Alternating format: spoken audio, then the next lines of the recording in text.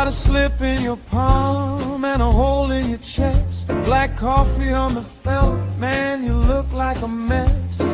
3-team parlay turned to dust in your hand. Now you stare at the chips like they made you this man. But don't you go quiet, don't you fade from the floor. Your name still means something to somebody for sure. Put the glass down, baby. Look at me now. Hold on, hold on. Not tonight, not now. Hold on. Let me pull you out. That bell bites hard, but it don't get the crown.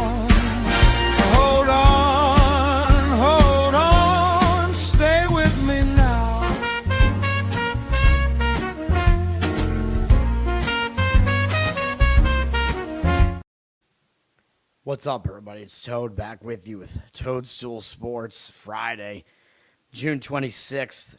We went 2-1-1 on the show yesterday. World Cup was awesome. We're 5-1 in the World Cup now. Toronto, I added a winner with the World Cup. Like, I added 2 plays during the show. I was going to have just 2 plays on the day, and it wound up hurting me very, very slightly because I would have gone 1-0-1. And that is a little bit better than 2-1-1 because when you go 1-1, it's a slight loss. But, yeah, I added the Toronto play. Gaussman was really bad. Again, I don't know what that was. He gave up 6 runs, I'm pretty sure. And they were losing 6-0, maybe even through the first 5. And then Toronto still almost came back and won the game, losing 6-5. I got nothing about that game right. The Mets just could not put up any offense. That game was 0-0 at the end of 5. The Mets then gave up 3 runs in the 6th inning, then got 2 right back. Then they tied the game late, and then they still lost in extra innings. So if I gave you the full game, it would have been a loser. So the first 5 was at least the better option, I guess, because it was a draw. Oh, I'm focusing on soccer too much now. A push. And then both soccer plays won. Ecuador with the outright win. That was a good play, I think. The game was, Germany, I think, did outplay Ecuador by a little bit if you look at the stats, but it wasn't that crazy. And Ecuador, the team that needed the game more, they got it done with the win there. So I'm happy about that. And then I also got the Turkey-U.S. game right with Turkey, although the U.S. kind of dominated the game statistically. It was a little bit lopsided statistically, but again, the more motivated team does sort of have a tendency to get like better chances there. And after the U.S. scored like almost immediately in that game, and then Turkey put up 2 goals, took the lead, gave the lead away early in the second half. U.S. tied it, and then it looked like it was going to be a draw at the end, which also would have been a winner on that play. But Turkey scored an extra. They scored a goal to actually win with, I don't know, like 7 minutes into stoppage time. I think there was like 1 minute to go in stoppage time. Whatever. So it was a fine day, though, I guess. Garrett, what's up? Thanks for hanging out. I'm not good. I'm never good. Dirty Sock, what's up? That was the only one you tailed. You should tail my soccer plays then, even though I know nothing about soccer. 5-1 in the World Cup so far. Landed in time to play Turkey. All right. I would not have played them on the money line. Like I said, that game was so close to being a draw, and statistically they kind of lost the game. Dude, like, I'm giving you the plays here. I told you to just play the spread or play win and draw. I'm not saying take the money line at like +2, whatever, +200 something. Yes, it was a push. The Mets one, yeah. Well, yeah, you're obviously going to lose a bunch, yeah. Yeah, World Cup. I don't know what I'm talking about, but I guess my opinions have been all right. The over, yeah, I was wrong about it. I wasn't sure that there was going to be that much scoring in that game. But, yeah, the over definitely was correct in that one. decent amount of offense from both teams there. Which it does kind of make, you know what, now that I think about it, it kind of makes sense actually, because neither team had anything to play for. Like the U.S. had already advanced, Turkey was already eliminated, so I'm kind of an idiot for not thinking about that, because usually when the game doesn't matter, the defense is a little bit less intense. So, yeah, it does kind of make sense in that way that there would be more scoring in a game like that, because it almost becomes more like a scrimmage. All right, let's get into baseball. I do not want this show to be that long, although it is going to be, because we have a full baseball slate here. Cincinnati at Pittsburgh. Pittsburgh played yesterday. They beat Seattle to win that series yesterday. Pittsburgh is staying at home. Cincinnati had yesterday off, though. So Cincinnati has a rest advantage here, but they are traveling in, I think only from Cincinnati, though, so very short travel leg here for them. Cincinnati could be in a bounce-back spot as well, because they got swept by Milwaukee in their last series, so they may try to bounce back from that. Pittsburgh is the better overall team here, though. Pittsburgh used a lot of their relief pitchers yesterday. They used 4, and we have a rested bullpen on the other side with Cincinnati, although their bullpen stinks. They're 28th in bullpen. They're not quite that bad, but they're still pretty bad. Pittsburgh is 20th. This is arranged by WHIP. We're looking at a couple of bullpens that you probably want to avoid. Pittsburgh is number 3 in offense, which is good, and they're really good at home on offense. Cincinnati, 24th. They have really been struggling. They did get De La Cruz back, though. I think the last day that I mentioned him, he actually had come back, I think, the night before that. So I think he is back. Andrew Abbott is pitching for Cincinnati. He is okay. His whip is pretty bad right now, though, and I don't know what's going on with him, because he's been better than this in his career, although he is kind of a pitch-to-contact type of guy, which isn't that good. But 3.83 ERA is pretty good. 1.42 whip, though. Again, that is too high. He's been walking too many guys. He is better on the road, 2.93 road ERA. Did pitch against Pittsburgh early in the season at home and wasn't great. 4 runs allowed in 5 2/3 innings, not great. Took a loss in that one, I believe. Yeah, he did. So that wasn't too good. He's pitching somewhat better here this month with a low ERA, but his walk rate has been way too high. Multiple walks in every start. You can't do that, man. Even though he does have a fairly low hit rate here, his strikeout rate is not high, but he's not a strikeout pitcher. Walk rate is too high right now, so he's got to do something about that. That's really his huge issue here, is the walks. His numbers against Pittsburgh, though, overall are actually not bad. I looked this morning. Of course, I can't click on anything correctly. He's held them to a 213 average at 615 OPS and 47 at-bats, and that includes that one start this year that he had that wasn't good. 11 strikeouts, 4 walks. He may be able to pitch okay here. I don't know if I'd want to bank on it, though, going up against this Pittsburgh offense in Pittsburgh. And he is going to be opposed by Paul Skeens, who obviously is the better pitcher here. But if you want Pittsburgh, you're paying a huge price for it.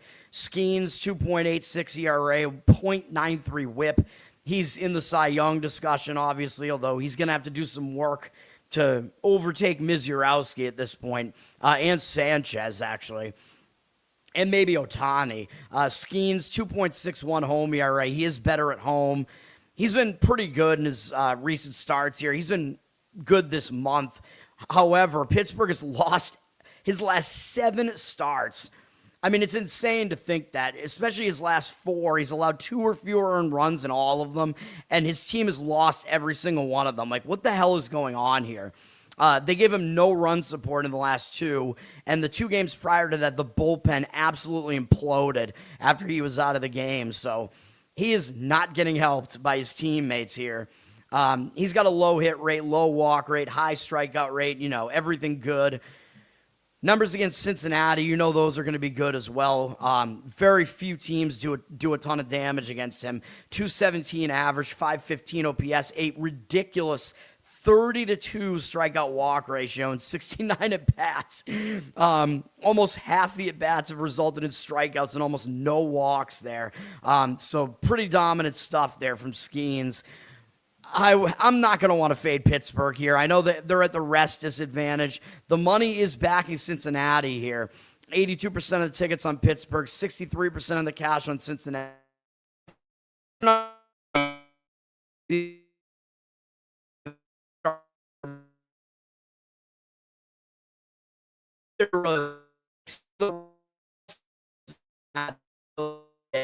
And the reason for the money coming in on Cincinnati is the price. Minus 210 is basically where it is on Pittsburgh. Yeah, I mean, I don't think I would want to lay that price. Even if you do think Pittsburgh has the edge, that's a little bit crazy to have that price on them there. The money's also backing the under pretty strong in that game with a low total, 7.5, which, you know, it is a Skeens game. If you're going to go under here, I think you should make it a first 5-inning play, but 3.5 is kind of pushing it there, and you don't really know how good Abbott is going to be or how not good he might be, but you do get the better of his home road split there. Both pitchers do have good matchup numbers, so first 5 under makes some sense. All right, next game up is going to be a play for me.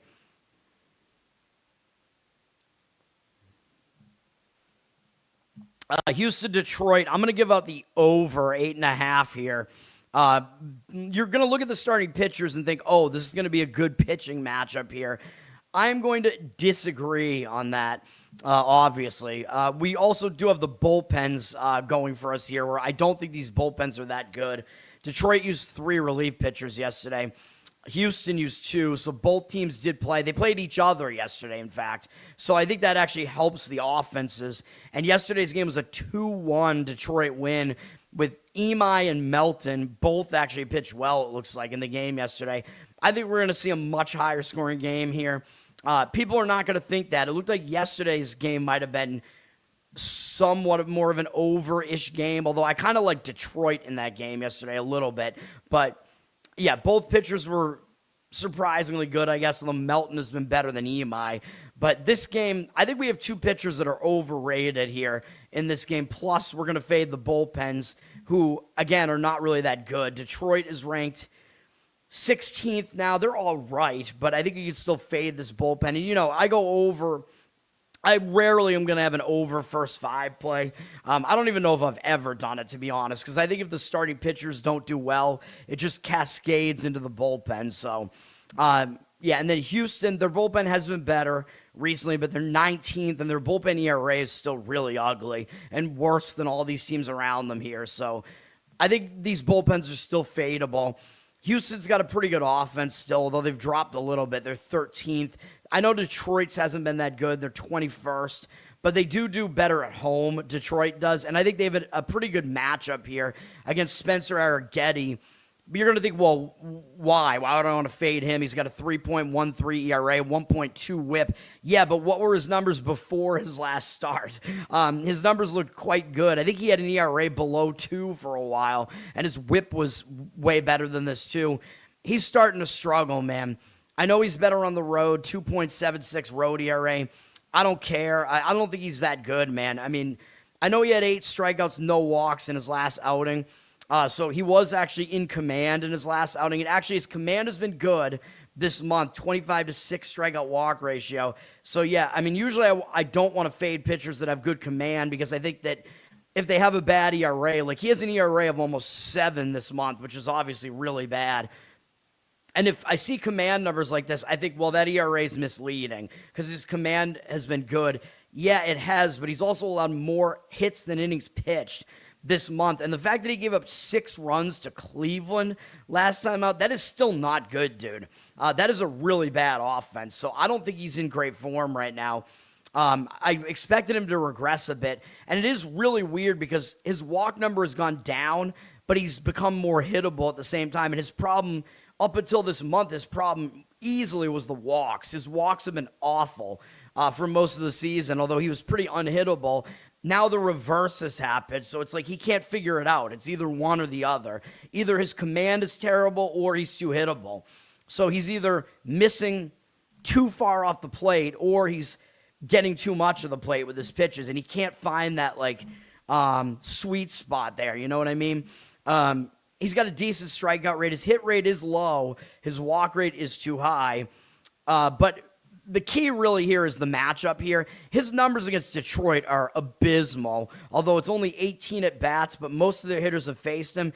They have absolutely demolished this guy. 556 batting average, 2263 OPS, 4 strikeouts, 5 walks. I know it's a really small sample size. Like, this is unsustainably bad stuff here, but this is ridiculous. He's allowed 5 home runs and 18 at-bats to them, and 8 extra base hits.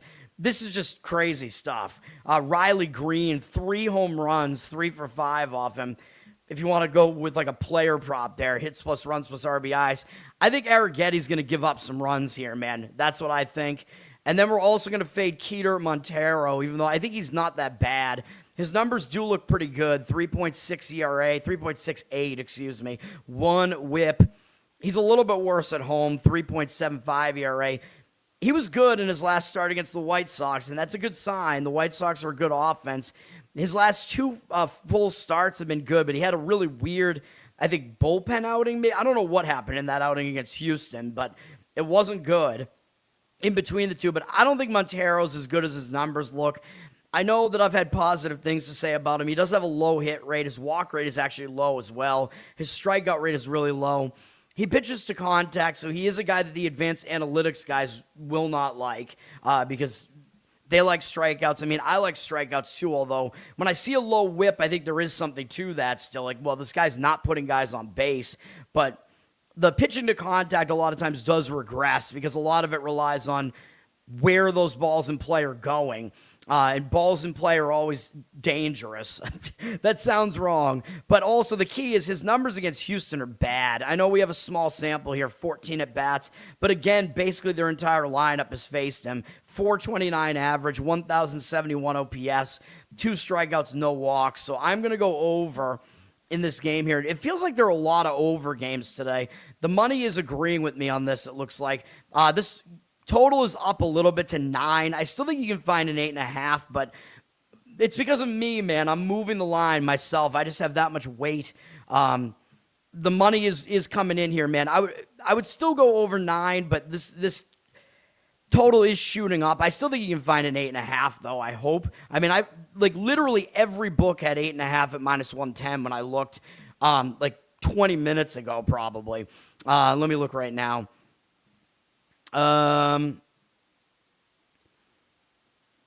Yeah, I mean, you have to pay a little bit more for the 8.5. Most books are at 9 now. I would still do that though. I know you're going right on that key number now. 8.5 is a lot better than 9, but yeah, I mean, you can get 9 at like even money. I mean, that's still, I think, all right. And if it hits 9, you'll push. But yeah, I would still go over the 9. 56% of tickets, 93% of the cash on the over.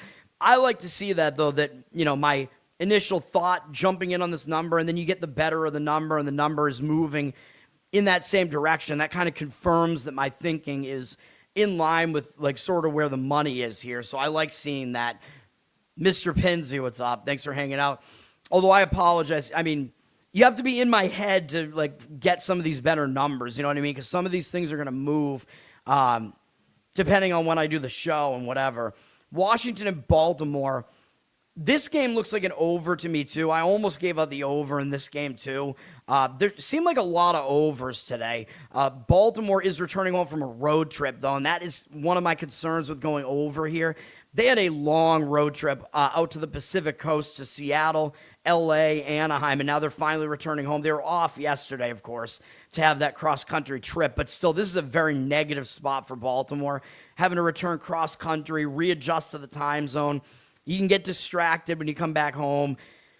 I don't know if they're necessarily going to overlook Washington, who is their geographic rival in the D.C. area, but I still don't know. I mean, this is still a very negative spot, returning home from a long road trip. I think they have the longest road trip return spot today. I think there might be 2 teams doing that today, but that is a negative, so I'll look to fade that team usually upon the return home. But my worry about the over is that return home and the day off affects the hitting. You know what I mean? Like, it can cool off the hitting, so that would worry me a little bit about going over here. I would have some concerns about Baltimore's offense. Washington, they played yesterday. They lost again to Philadelphia yesterday, but they have a better travel spot because they're only coming in from Washington to Baltimore, so they could drive that. in like a couple hours or whatever. So, or maybe less than that, right? I don't even know. Everything is close there. I've done it before, but I don't even remember how long it took. Yeah, so Washington is in the better spot, even though they're not rested here. Washington did use 2 relief pitchers yesterday. Both bullpens are bad. Washington is 26th in bullpen. They're one of the 4 bullpens with an ERA of over 5 right now. That is pretty bad. Baltimore 18th. They're not a great bullpen either. So that does help if you like the over. The bullpens are not good. The offenses are pretty decent. Washington is tied in 4th with the A's. Orioles 16th in offense, arranged by OPS. Not too bad. Washington is going with Andrew Alvarez here. I don't think he's that bad, though. He's still kind of young, and they've had him in the bullpen for a while. They made him a starter. He's got a 3.34 ERA, pretty good. 1.39 whip is not very good, though. So he is putting too many guys on base, but he's been good on the road. 2.89 road ERA. He's been pretty good recently, but they're limiting his pitches here, which makes sense, kind of. Like, they don't want to overwork this guy, but they're letting him go, like, exactly 4 innings in every outing. But his last 2 have both been good. He's allowed 1 run in each of them with an 11-1 strikeout walk ratio there. So he is actually pitching okay right now. It's just he's not really going to go that deep into the game. And then you're going to get Washington's bullpen for a long time in this game. So that does make it look overish as well. For Alvarez, his hit rate's a little bit high. Good strikeout rate, high strikeout rate. His walk rate is not great, though. I mean, it looks low, but he has a low amount of innings pitched, so that's not that good. Numbers against Baltimore, they have actually faced him 12 at-bats. They have a 4.17 average against him, 962 OPS, 4-1 strikeout walk ratio. So Alvarez has struggled against Baltimore specifically, so that does help the case for the over here. Trevor Rogers is pitching for Baltimore. This guy is like all over the place, dude. Like most of his career wasn't that good. He inexplicably had a really good season last year for Baltimore. This season has been mostly awful, but he's been actually good this month, though. So he's just really hard to predict. His overall numbers don't look good. 5.3 ERA, 1.36 whip, 5.52 home ERA, not good. But again, this month he's been considerably better. 2.22 ERA this month. He's allowed 3 or fewer earned runs in every outing. Gone at least 5 2/3 in every outing. Fewer than 1 hit per inning by quite a bit here. Low strikeout rate, though. But, I mean, he did shut out the Dodgers. He had a 1-hit shutout against the Dodgers for 7 innings last time out on the road, although maybe he'll be in a letdown spot after that. But I don't know, man. I mean, that is a sign that maybe he is coming into some sort of form here. So he is in better form right now, but his other 3 starts this month were against San Diego, Seattle, and Boston, and those are not elite offenses. His overall numbers, his hit rate is still too high. His walk rate is still pretty high. Strikeout rate really low. He's just not really fooling guys. Do we trust him in this matchup? I would lean towards no. Washington's offense is really good on the road. He's not good against Washington in 42 at-bats, 357 average, 937 OPS. These guys are going to be familiar with him because he was on Miami, so he was in their division not too long ago. And then they face each other every year here, too, as rivals, Baltimore and Washington. He's got a 3.3 strikeout walk ratio against them as well. So I think the over is correct in this game. I have a few issues with it, like Rogers pitching better recently. I don't necessarily dislike Alvarez really either, but the money seems to agree with me here. 52% of tickets, 81% of the cash on the over. Total is at 9. Kind of a high total. It makes sense, though. I mean, I think that game is an over, so you could do what you want with that. But, yeah, it looks overish to me. The game that I did give out the over looks like less of an over, which kind of makes me like it a little bit more. Oh, and by the way, Detroit is getting the money. I forgot to mention the side. 51% of tickets, 57% of the cash on Detroit at like minus 118. I don't really have a good feel for the side in that Houston-Detroit game, though. As far as the side in Washington-Baltimore, Baltimore's getting the money. 61% of tickets, 78% of the cash on them at minus 140 or so. I don't think I would do that. I mean, their return home spot across country is really, really bad. So if anything, I think I would lean to Washington slightly there. Probably would take the bullpen out, though. I think Washington first 5 might make some sense there, but I don't necessarily want to fade Rogers in that spot either. So, but still, I think the over is the much better way to look at that game, though, even though I just said I don't necessarily want to fade that starter. The over makes more sense to me than anything else in that game. Texas at Toronto. These teams played each other yesterday. Toronto lost 6-5. We know because I gave that out as a play. Not happy. Toronto used one relief pitcher yesterday. It was Simeon Woods-Richardson. He is no longer on Minnesota. He is in Toronto's bullpen now. Minnesota might have just cut him. I have no idea. Maybe it was a trade. I have no clue. Texas does have the better bullpen here, although Texas used 2 guys out of the bullpen. That's still not bad, though. But they did have to save the game, so they did use their best 2 relief pitchers, basically. Texas, number 8 in bullpen. They're pretty good. Toronto, number 13. Texas is the better bullpen here, even despite the usage yesterday. Neither offense has been that good. Texas, 20th. Toronto, 23rd. Nathan Eovaldi pitching for Texas. On the surface, this looks like a huge pitching edge for Texas, but I actually am going to disagree that that's actually the case. And maybe that's crazy because just for me, I like Eovaldi way better than Corbin. But if you look at the matchup numbers, it almost seems to indicate the complete opposite.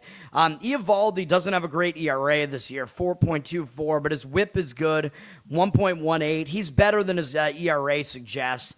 He's a little bit better on the road, which makes no sense. I don't know why he hasn't been that good at home. But 4.11 road ERA. Usually every Texas pitcher is going to be better at home.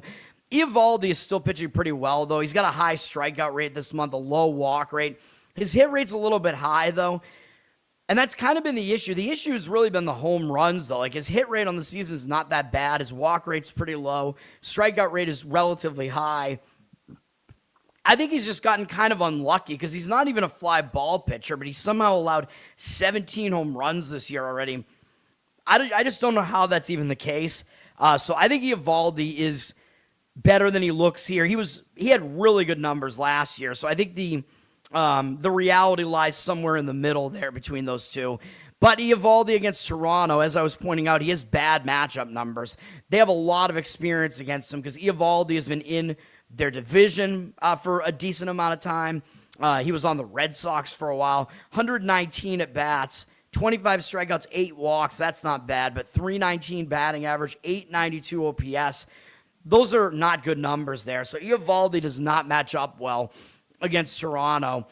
Patrick Corbin is going for Toronto, and you know me on the show. I'm not a fan of him, and rightfully so. 4.73 ERA, 1.53 whip is really bad. He's really bad at home, 5.96 home ERA.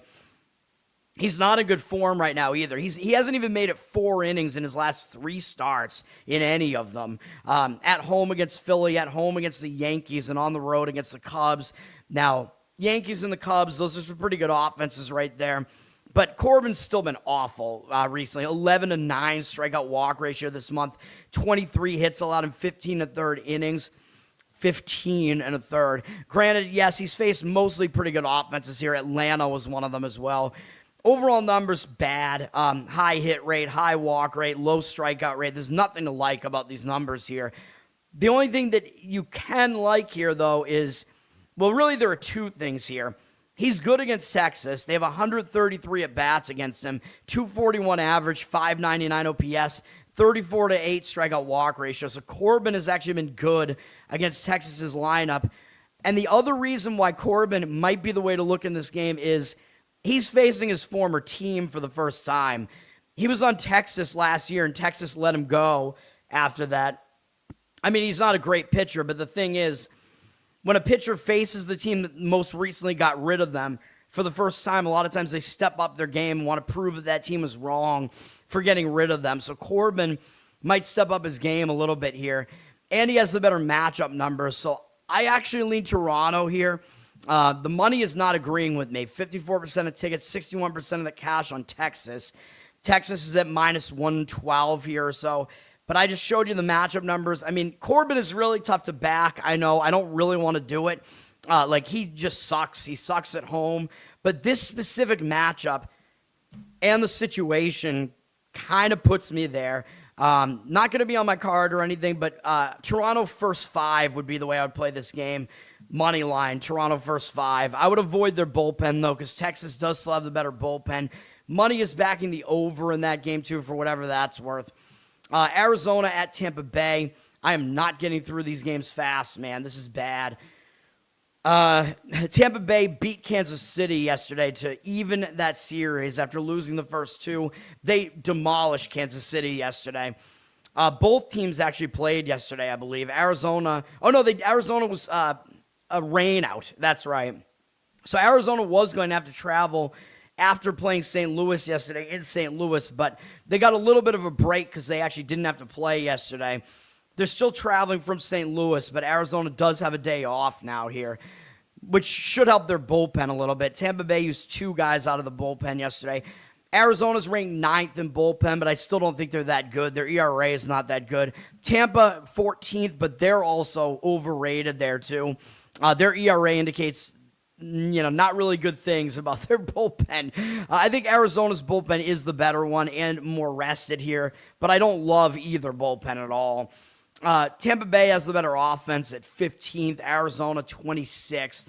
Not great.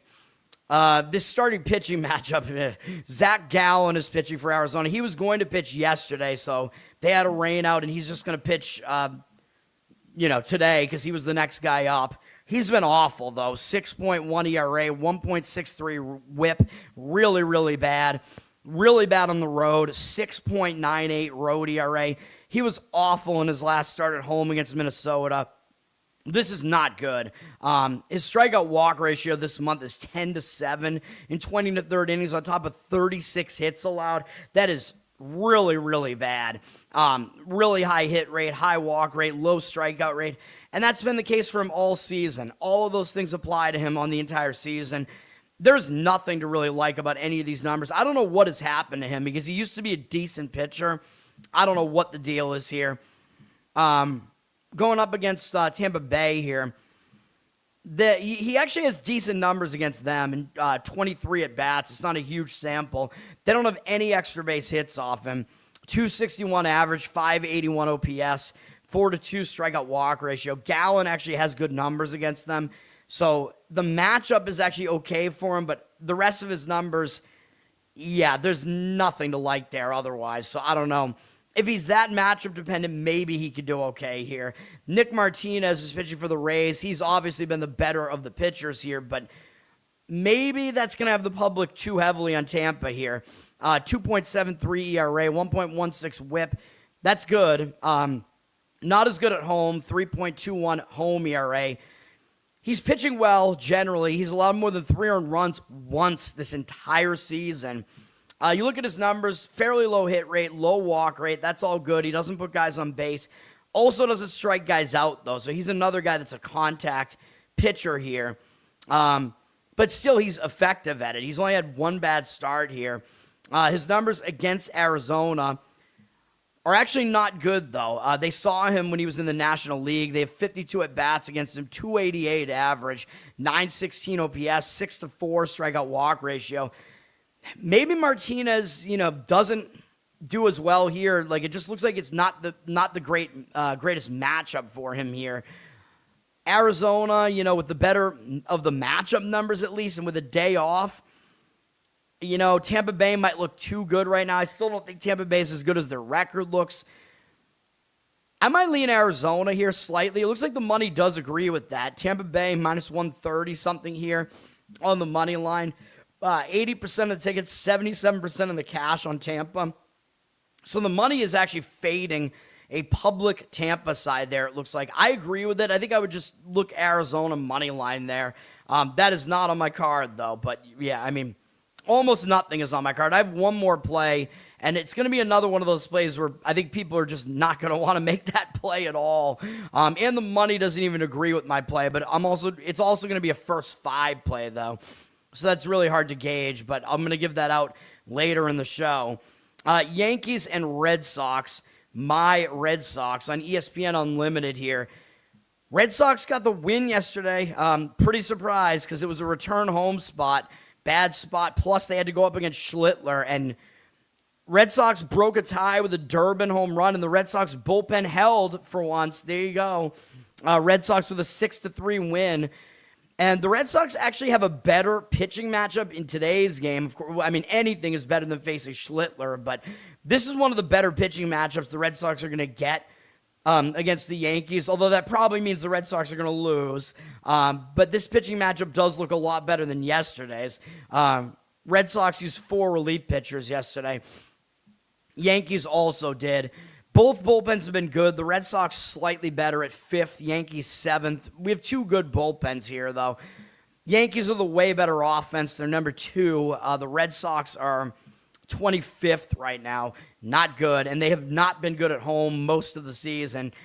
Maybe the Red Sox can get some offense here against Will Warren, although his ERA is good, 3.45, but his whip is not really that good, 1.33. So that does indicate that his ERA should be higher than it is.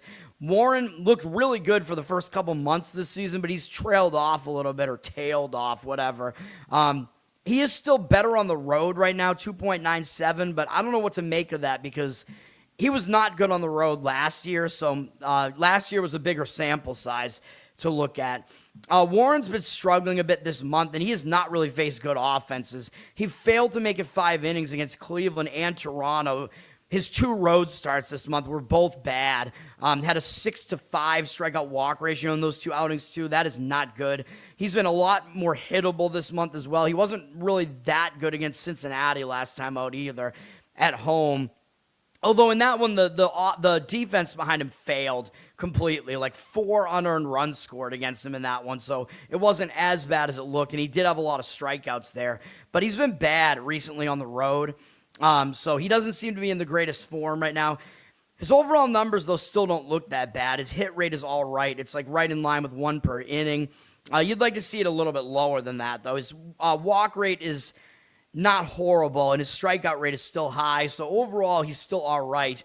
But he's pitching worse right now for the most part, and his numbers against the Red Sox are not that good. Although they only have 6 hitters who have faced him, 27 at bats, 333 batting average, 1128 OPS, 4-3 strikeout walk ratio. So the Red Sox have hit him pretty well. So maybe the Red Sox will be able to score a little bit in this game. The Red Sox still, though, I mean, they got some offensive injuries, too, which nobody really talks about because their offense has been bad all season anyway, but Roman Anthony's been out for a while. I don't know when he's even coming back, if he is, which is a huge blow because he's one of their most talented young hitters, and he's like never been healthy since they've called him up last year or whatever. Kiner Falefa went down not too long ago as well, so I don't know. Red Sox are going with Peyton Tolley on the mound here. I tweeted about him 2 days ago or yesterday, which I was a little bit late to the party, but I guess a couple of weeks ago he had an interview where he talked about one of his greatest life achievements being succeeding against the I think it's called the Big Texan. It's a 72-ounce steak challenge in Amarillo, Texas, and he had failed it the first time. But in his interview, he was talking about how one of his greatest achievements was trying it a second time and finishing it. And it's like a 72-ounce steak plus a bunch of sides and like a baked potato. And I don't know, I think you have to consume a drink as well with it, whatever it is. I love that, though. Like, I've done some competitive eating as well. And the way that he said it, he was like, yeah, this big body needs to eat a lot of food. I'm like, yeah, this guy is the man. He's like my favorite Red Sox player at this point. He's been good, too. 3.08 ERA, 1.09 whip. Pretty good stuff here. He's got a 2.76 home ERA, so he's been better at home. He's been all right recently. His numbers have been a little bit worse in his recent starts. A couple of them came on the road, although one was at Seattle, but he wasn't exactly bad in any of those starts. Overall numbers, low hit rate, low walk rate, strikeout rate a little bit low for a guy like him where he throws upper 90s, so you'd like to see that strikeout rate be a little bit higher. He did face the Yankees once early in the season. It was his first start of the season. He really pitched well in that outing, which was here in Fenway. But That might mean he won't do as well here, though, right? Because the Yankees might be able to make some adjustments off of that. But he's been good against the Yankees, although it was mostly just that one start. They have 5 hitters right now in their current lineup who have faced him. But, of course, Judge was in the lineup back then, and he's not now. He's got 12 at-bats against them, 250 average, 750 OPS, 1 home run in there from Jazz Chisholm, the lollipop guy. I don't know if you guys were aware of that. Jazz Chisholm was like eating a lollipop, sucking a lollipop while he was out on the field. And, Aaron Boone basically just said, like, as long as he's like hitting a home run to win us the game, I don't care. He can have all the lollipops he wants. I'm like, this thing it's so stupid, dude. I don't know why people care that much, although I think it's stupid to have a lollipop out there because you might choke on it if you're trying to make like a fielding play or something.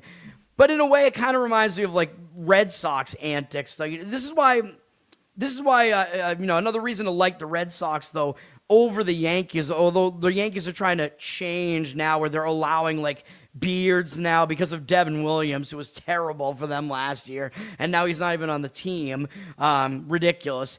But they're allowing, antics like lollipops and stuff. But, the Yankees have always had this, like, uptight aspect to them where they don't allow the facial hair. They have to look professional, all this shit. And this is why I loved the Red Sox, because part of the reason why, I know I'm from Boston, but the Red Sox were the complete opposite of that. The idiots in 2004, or whatever, where you got pine tar all over your helmet, you got massive beards, baggy uniforms. Manny Ramirez would be just doing stupid shit out on the field. Like, I remember Ramirez would, like, walk into because he played left field a lot. He would literally go into the monster during a game to take a piss and then come back onto the field. I'm like, I hope nobody hits it out to left field while he's in the fucking monster taking a leak. And then he'd do other, like, I don't know. I remember one time he slid to make a catch in left field and he had a huge bottle of water in his pocket and he landed on it and it exploded. I'm like, this is like so ridiculous. Jazz Chisholm will never be that fun, though. But anyway, I don't want this show to be that long. Chisholm does have a home run off Tolle, but Tolle's other numbers are pretty good here. The Yankees might adjust a little bit, but I don't know. I'm going to lean slightly towards the Red Sox here. They are getting the money, and the Yankees are favored at like minus 115 here. But the Red Sox seem to have the starting pitching edge here in this game, in this matchup, and I think they have a slight bullpen advantage. Yes, the Yankees have the way better offense. Yes, the Yankees are the better team, so maybe you do have to still line them as a favorite here. But given this specific matchup, Red Sox is a slight dog, maybe makes sense here. Although, of course, that means they're going to lose this game. They have the better matchup here, they'll lose. They had the worst matchup last night, and they won. 61% of tickets on the Yankees, 69% of the cash on Boston.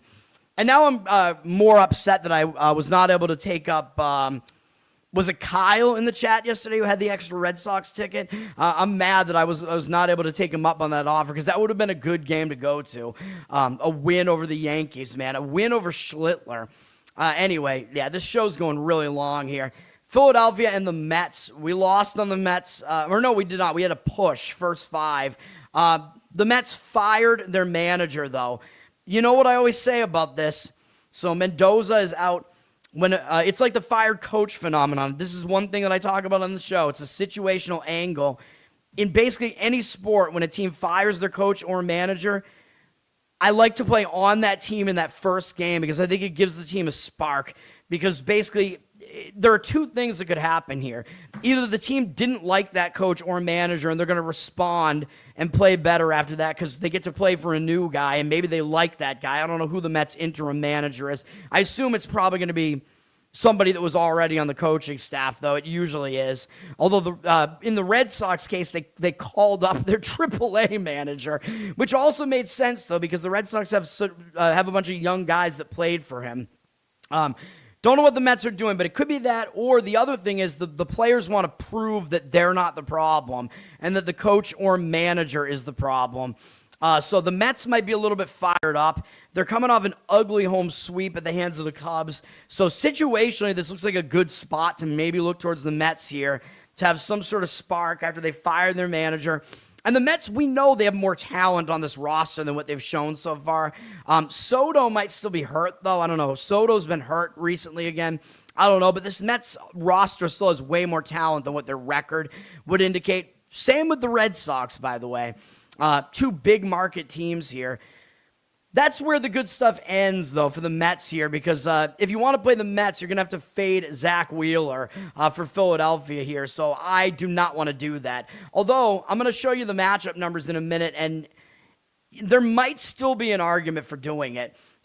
Philadelphia did play yesterday.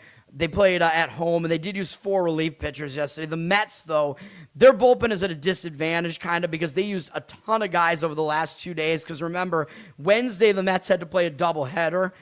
So the Mets have played 3 games in the last 2 days. So that is not good. They have not had a break. And they used 4 relief pitchers yesterday. Yesterday. The same thing is going to apply to the Cubs when I talk about them later. The Mets are number 2 in bullpen still, though. Philadelphia number 11. So the Mets do still have the better bullpen. I'm probably still going to give them a bullpen edge here, but it's less strong because of all the bullpen usage they've had in the last couple days, so I don't love that. Philadelphia is 21st in offense, tied with Detroit, which is not good, but the Mets are 29th. We know their offense has really, really struggled. So again, even though the situation looks good for the Mets as far as the fired coach phenomenon here, they're the less rested team here. That doesn't look good. The bounce back spot looks good, but the Mets are at a disadvantage everywhere else here in this matchup. They have the worst starting pitcher who is undecided. They have the bullpen. They do have the better bullpen, but in this matchup, it looks like they kind of even out because of the rest. And then the Mets have the worst offense here too. Zach Wheeler is pitching for Philadelphia, like I said. I mean, he's not really a guy that I want to fade. 2.11 ERA, 0.88 whip, really good. Home road splits are pretty insignificant. He's basically the same either way. He's walked a few too many guys in his most recent outings, but he's still been really effective. He did just face the Mets, though. So the Mets did recently see him, but they're really familiar with him anyway, so I don't think that really matters. He pitched fine in that game. It wasn't his best outing, but he did all right in that game, and he picked up a win, gave up 2 runs in 5 2/3. Walked too many guys, though, like I said, but his overall numbers are good. Low hit rate, low walk rate, reasonably high strikeout rate.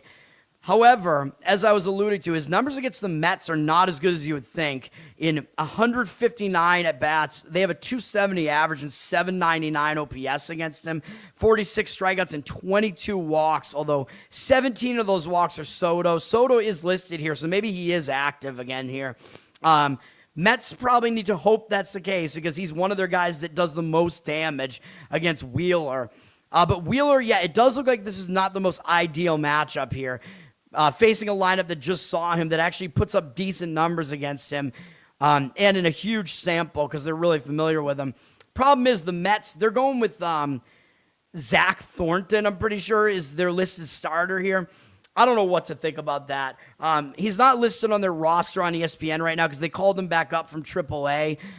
I don't know what we're going to get out of Thornton here, man. He's made 1 start, I think, in his major league career so far. It was earlier this year, and he wasn't very good. I can look up what it was. I think he went 4 innings. Hold on, I'm going to look it up. Zach Thornton.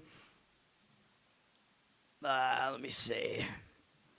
It was on May 20th against Washington. He went 4 1/3 innings, gave up 4 earned runs, only on 4 hits, though. 3 strikeouts, 2 walks. It was not a very good outing, though. He threw 80 pitches, so he threw way too many pitches. He's got an 8.31 ERA and 1.38 whip, and I didn't bring it up in the same window, but whatever. So those are Thornton's numbers there. I would not trust him, man. Wheeler is obviously the better starter here, but the money is backing the Mets here. 83% of the tickets, 78% of the cash on Philly at about minus 150 something here. I mean, I get it. I know the Mets should have a spark from firing their manager or whatever, but I don't think I would want to do this. I don't want to do it, obviously. I mean, I guess that the argument is also the Phillies just favored by too much here on the road, but obviously there are reasons for it. I don't know, man. I mean, to me, I think Philly is still probably going to win this game, but obviously there are some question marks with it there.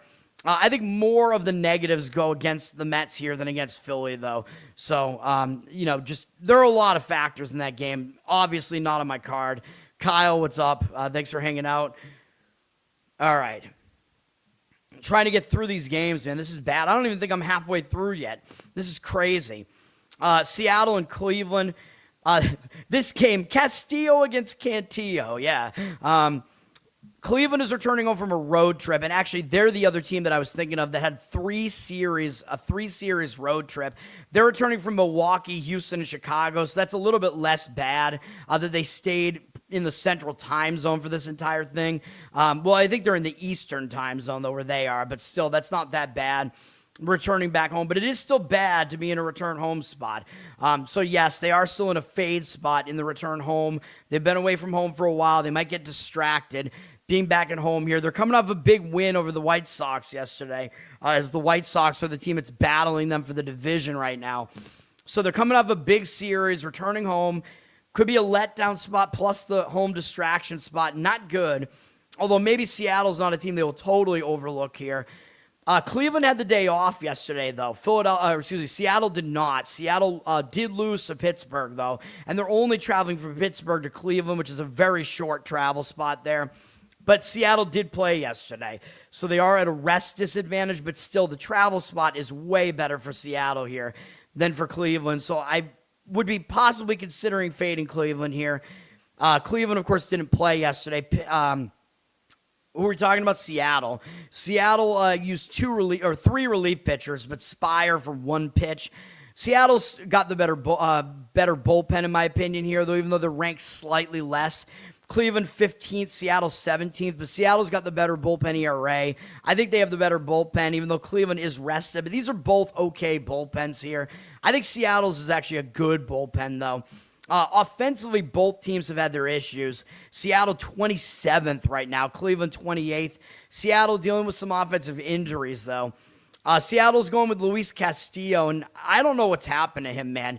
He's been like a staple of their rotation. He's been a pretty steady pitcher for them, steady presence in their rotation, and this year he has not been good. 5.22 ERA, 1.4 whip. This is not good. I think they kind of probably hurt his confidence, though, because they took him out of the starting rotation, put him in the bullpen. I think that's bad. Like, I think if you have a guy that's a veteran like him and he's been in your starting rotation for years and years and he's been a pretty decent pitcher, I think one of the last things you want to do is put him in the bullpen and hurt his confidence. You know what I mean? Just let him regain his confidence in the starting rotation. So I don't know why Seattle did that. I mean, I do know why, because he was struggling, but I still don't think they should have. Castillo somehow is better on the road this year, 4.85 road ERA, which is still not good, but it makes no sense because Seattle's pitchers almost all do better at home in that pitcher-friendly stadium, so I don't know why that's the case there. Castillo has not been pitching well recently, though. A couple of these recent appearances have been out of the bullpen. His walk rate has actually been pretty low recently, but he's still not really been that good. He hasn't gone that deep into some of these outings, and I don't know. There are just a lot of question marks with him here. On the season, he's got a high hit rate. His walk rate is a little bit too high as well. Strikeout rate is okay. But yeah, he's been struggling. But again, if you look at his overall career stats, this is really, really hard to explain. Like, he hasn't had like a significant injury recently or anything, unless he's injured now. Like, I don't know what the deal is here. Like, there's something going on because his career numbers are way better than this. So I keep thinking that at some point he's going to be better again. I have no idea what's going on with him. He's facing a weak Cleveland offense here, though, that's dealing with injuries. His numbers against Cleveland are not that good, though. These current Cleveland hitters, 43 at-bats, 279 average allowed, 706 OPS isn't too bad, but it's still not excellent. 12 strikeouts, 2 walks, that's pretty good. Maybe Castillo can do well here, though. At least he gets a weak offensive draw here, and he is a little bit better on the road, but I really don't know, man. And Cleveland, in the return home spot, their offense might be a little bit worse off. Cantillo is pitching for Cleveland, like I said. Joey Cantillo, 4.05 ERA. His whip is not good, though, 1.4. He is a little bit better at home, 3.74 home ERA. He was really good in his last start against Houston. His last 2 starts have been good against Detroit and on the road at Houston, where he went 8 8 innings, allowing 1 earned run, 9 strikeouts, 1 walk, 4 hits. That was an excellent start from him. So it looks like you could argue that he is coming into form a little bit here. I don't know if I really trust him, though. His hit rate is pretty low. His walk rate is definitely too high. His strikeout rate is decent enough. His numbers against Seattle are pretty decent. 16 at-bats. They have a lot of guys who have faced him, though. 250 average, 681 OPS, 7-3 strikeout walk ratio. So Cantillo actually might be the better pitcher to back here. I don't want to back Cleveland, though, in a return home spot. I mean, I think the spot is really bad for them. But I don't want to back Seattle either here. Cleveland, 54% of tickets, 71% of the cash on Cleveland. They're basically at a pick'em price at around -110. I don't really have a whole lot to say about this. The money's also backing the over here. Yeah, I mean, I could see the argument for the over where you have 2 pitchers that really are not elite here. Maybe the over could come through here, but Cleveland plays a lot of low-scoring games at home, too, so I don't know if I would really want to do that. Plus, the total's low. It's mostly 7.5, and you know that if it's low, that pretty much is the odds makers telling you they think it's going to be a low-scoring game, which does seem crazy given that this is not a good pitching matchup here, really. So you don't expect to see a total that low with this pitching matchup, but that does kind of tell you something. All right, Kansas City and the White Sox. This game, Kansas City has not actually decided on a starter yet here. We can handicap it with Kolek here because it looked like he was going to start. I don't know why he wouldn't, so I don't know. I don't know if he has an injury or what the deal is here. The White Sox were off yesterday, and they're staying at home, but they're coming off a big divisional series against Cleveland. I know this is also a divisional series, but the Royals are a team that probably are not going to be paid much attention to because they're not good, and they're in last place. Kansas City did play yesterday, though. They're having to travel up from Tampa Bay, and they have a rest disadvantage. So that's an advantage to the White Sox. The White Sox are staying at home and had yesterday off. Kansas City having to travel from Florida and with no days off. That's not good for Kansas City. Kansas City used 2 relief pitchers yesterday. Neither bullpen is very good, but Kansas City's is worse. They're 29th right now, and their ERA is one of the worst as well. They're not one of the ones above 5, but close. They're not a good bullpen.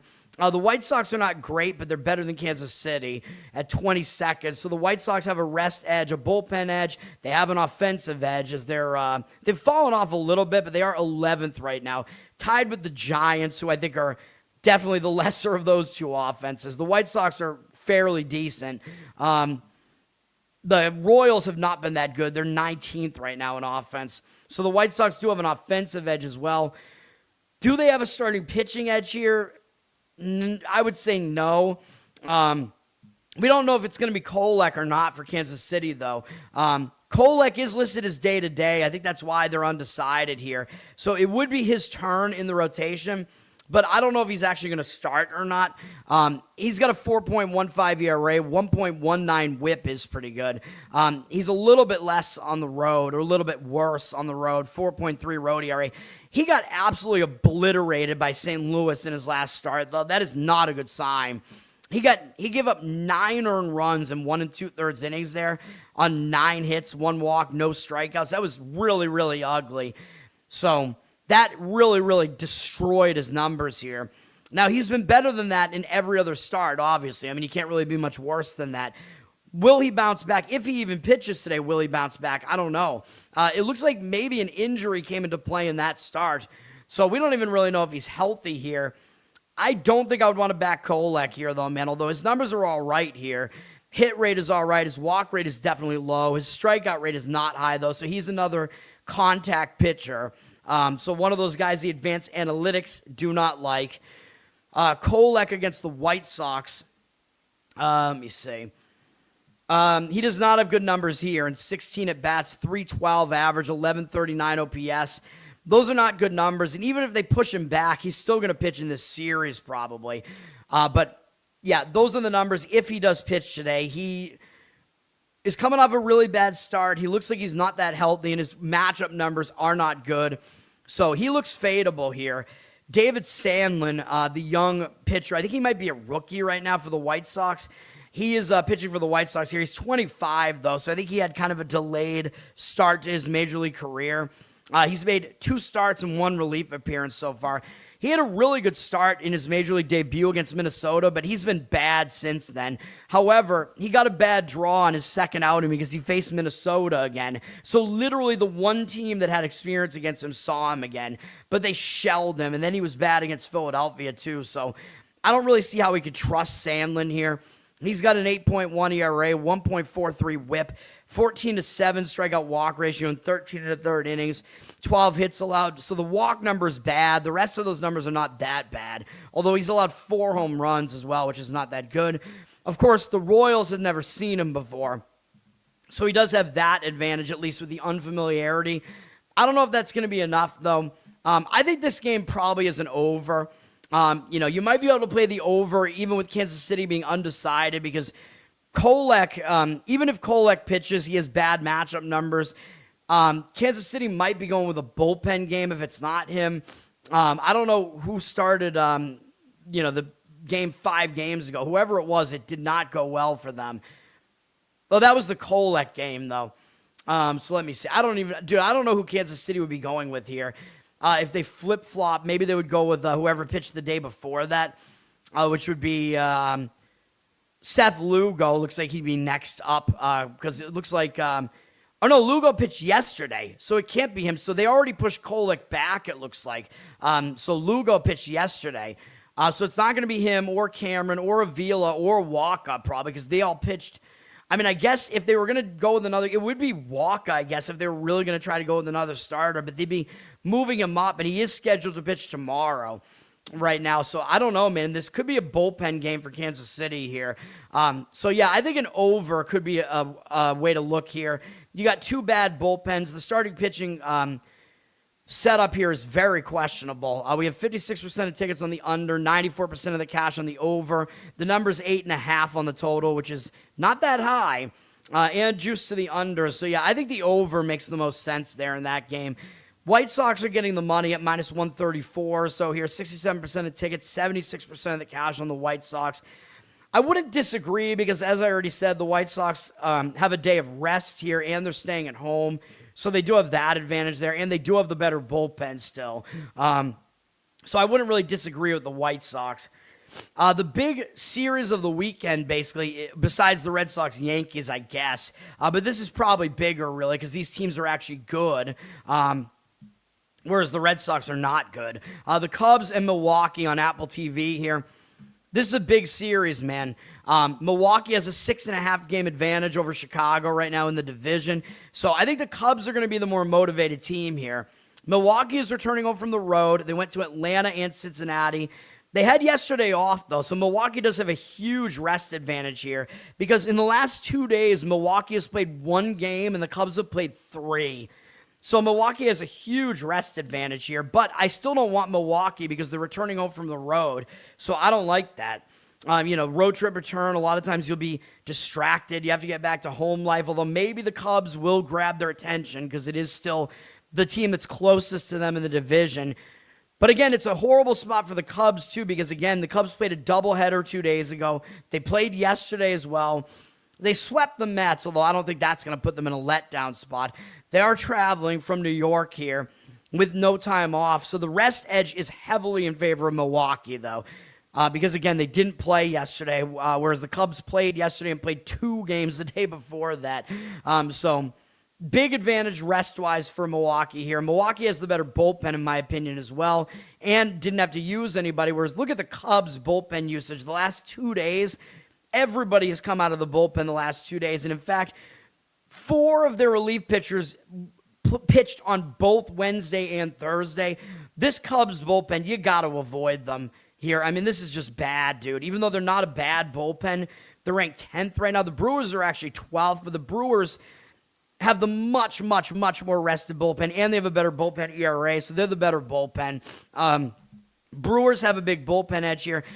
You're going to have to pay a lot if you want Milwaukee here, though, because the Brewers also have a huge starting pitching advantage in this game. So there are just way too many advantages for Milwaukee here in the matchup, dude. Milwaukee, they also have a comparable offense to the Cubs. The Cubs might be a little bit better at 6th. Milwaukee's 10th, but Milwaukee can definitely hang with their hitting. Colin Ray is pitching for the Cubs. Not great. 4.99 ERA, 1.4 whip. Really bad on the road. 7.19 road ERA. That is not good. He actually had a shutout last time at home against Toronto for 5 1/3, but he was pitching really poorly prior to that, so I think that's more of an outlier against kind of a weak offense. I do not trust Ray here.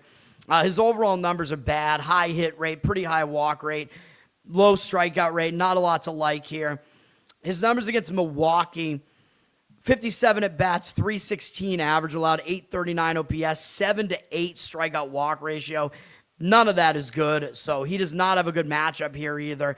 And he's going up against Jacob Mierzowski, as you could probably guess already. So huge starting pitching edge from Milwaukee here. 1.45 ERA, 0.75 whip. Absolutely ridiculous numbers. Slightly worse at home somehow, 1.58 home ERA. Mierzowski is just dominating. I mean, what can you say? He's allowed no more than 3 earned runs in any start this season. He's allowed 0 runs in, 8 of his last 10 outings? I think that's what that is. That's absolutely insane. So he's probably the best pitcher in baseball already. He has a ridiculously low hit rate. Almost 1 every 2 innings. Pretty low walk rate, too, and a really high strikeout rate, which I think is probably the highest in baseball. I mean, it's just ridiculous that he's still throwing like 103 miles an hour in the 6th inning of a ball game. Like, nobody's ever really done that before. You look at that, chart of the fastest pitches thrown, which is usually all relief pitchers are going to be in there because they come in for like 1-2 innings and they're throwing absolute gas. Mierzowski is still half of that chart. And he's doing that, 6 innings into a game. It's insane. No other starting pitcher even makes that chart of the fastest pitches thrown this season. Mierzowski against the Cubs, as you could probably guess, good numbers. 157 average allowed, 438 OPS, and 70 at-bats, 26 strikeouts, 6 walks. Domination here. Even though I know it's a return home spot for the Brewers, this is probably one of the rare scenarios where I would still be looking towards that team in the return home spot. I mean, they just have way too many edges here. They have a huge rest advantage. They have the bullpen advantage. They have the way better starting pitcher. There's not a huge offensive difference here. Total here is low at 7. Money coming in towards the under. I mean, it is a Mierzowski game, but there's not a whole lot of leeway there with that total being 7. Milwaukee is getting the money, 81% of tickets. 93% of the cash on them, but you have to lay like minus 260 with Milwaukee here. You can't do that, obviously, but maybe it's a scenario where you do look to lay the run line with Milwaukee. I mean, you could go Milwaukee over their team total, but I actually don't like that as much because their offense might struggle a little bit in the return home spot with rest. You don't really want to take Mierzowski out of the equation because he's one of the best things about Milwaukee here. So you're paying a price. You're paying for Mierzowski if you're gonna pay for this though. Obviously that's the thing. If you want to go Milwaukee over their team total, you don't have to pay the price for their pitcher. So that's the thing about that. I don't know, man. I mean, I think maybe laying a Milwaukee run line is still what makes the most sense in that game. I'm going to be right back, and then I'm going to finish baseball here, and it's still going to take another hour to finish everything because we still have WNBA, where I actually have a play. I have one more play here, and it's in the WNBA. I'm skipping the World Cup today. I know World Cup has been good, but I just don't see a spot that I really like in the World Cup. WNBA, I was kind of questioning it, but I think we have a good spot in the WNBA, and we need to get back on track because I'm not happy about being 6-4 after I was 5-0 to start the season. But remember, 2 of those losses were real bullshit. I'm going to be right back and talk about the rest of these games here. I do have one more baseball play here as well.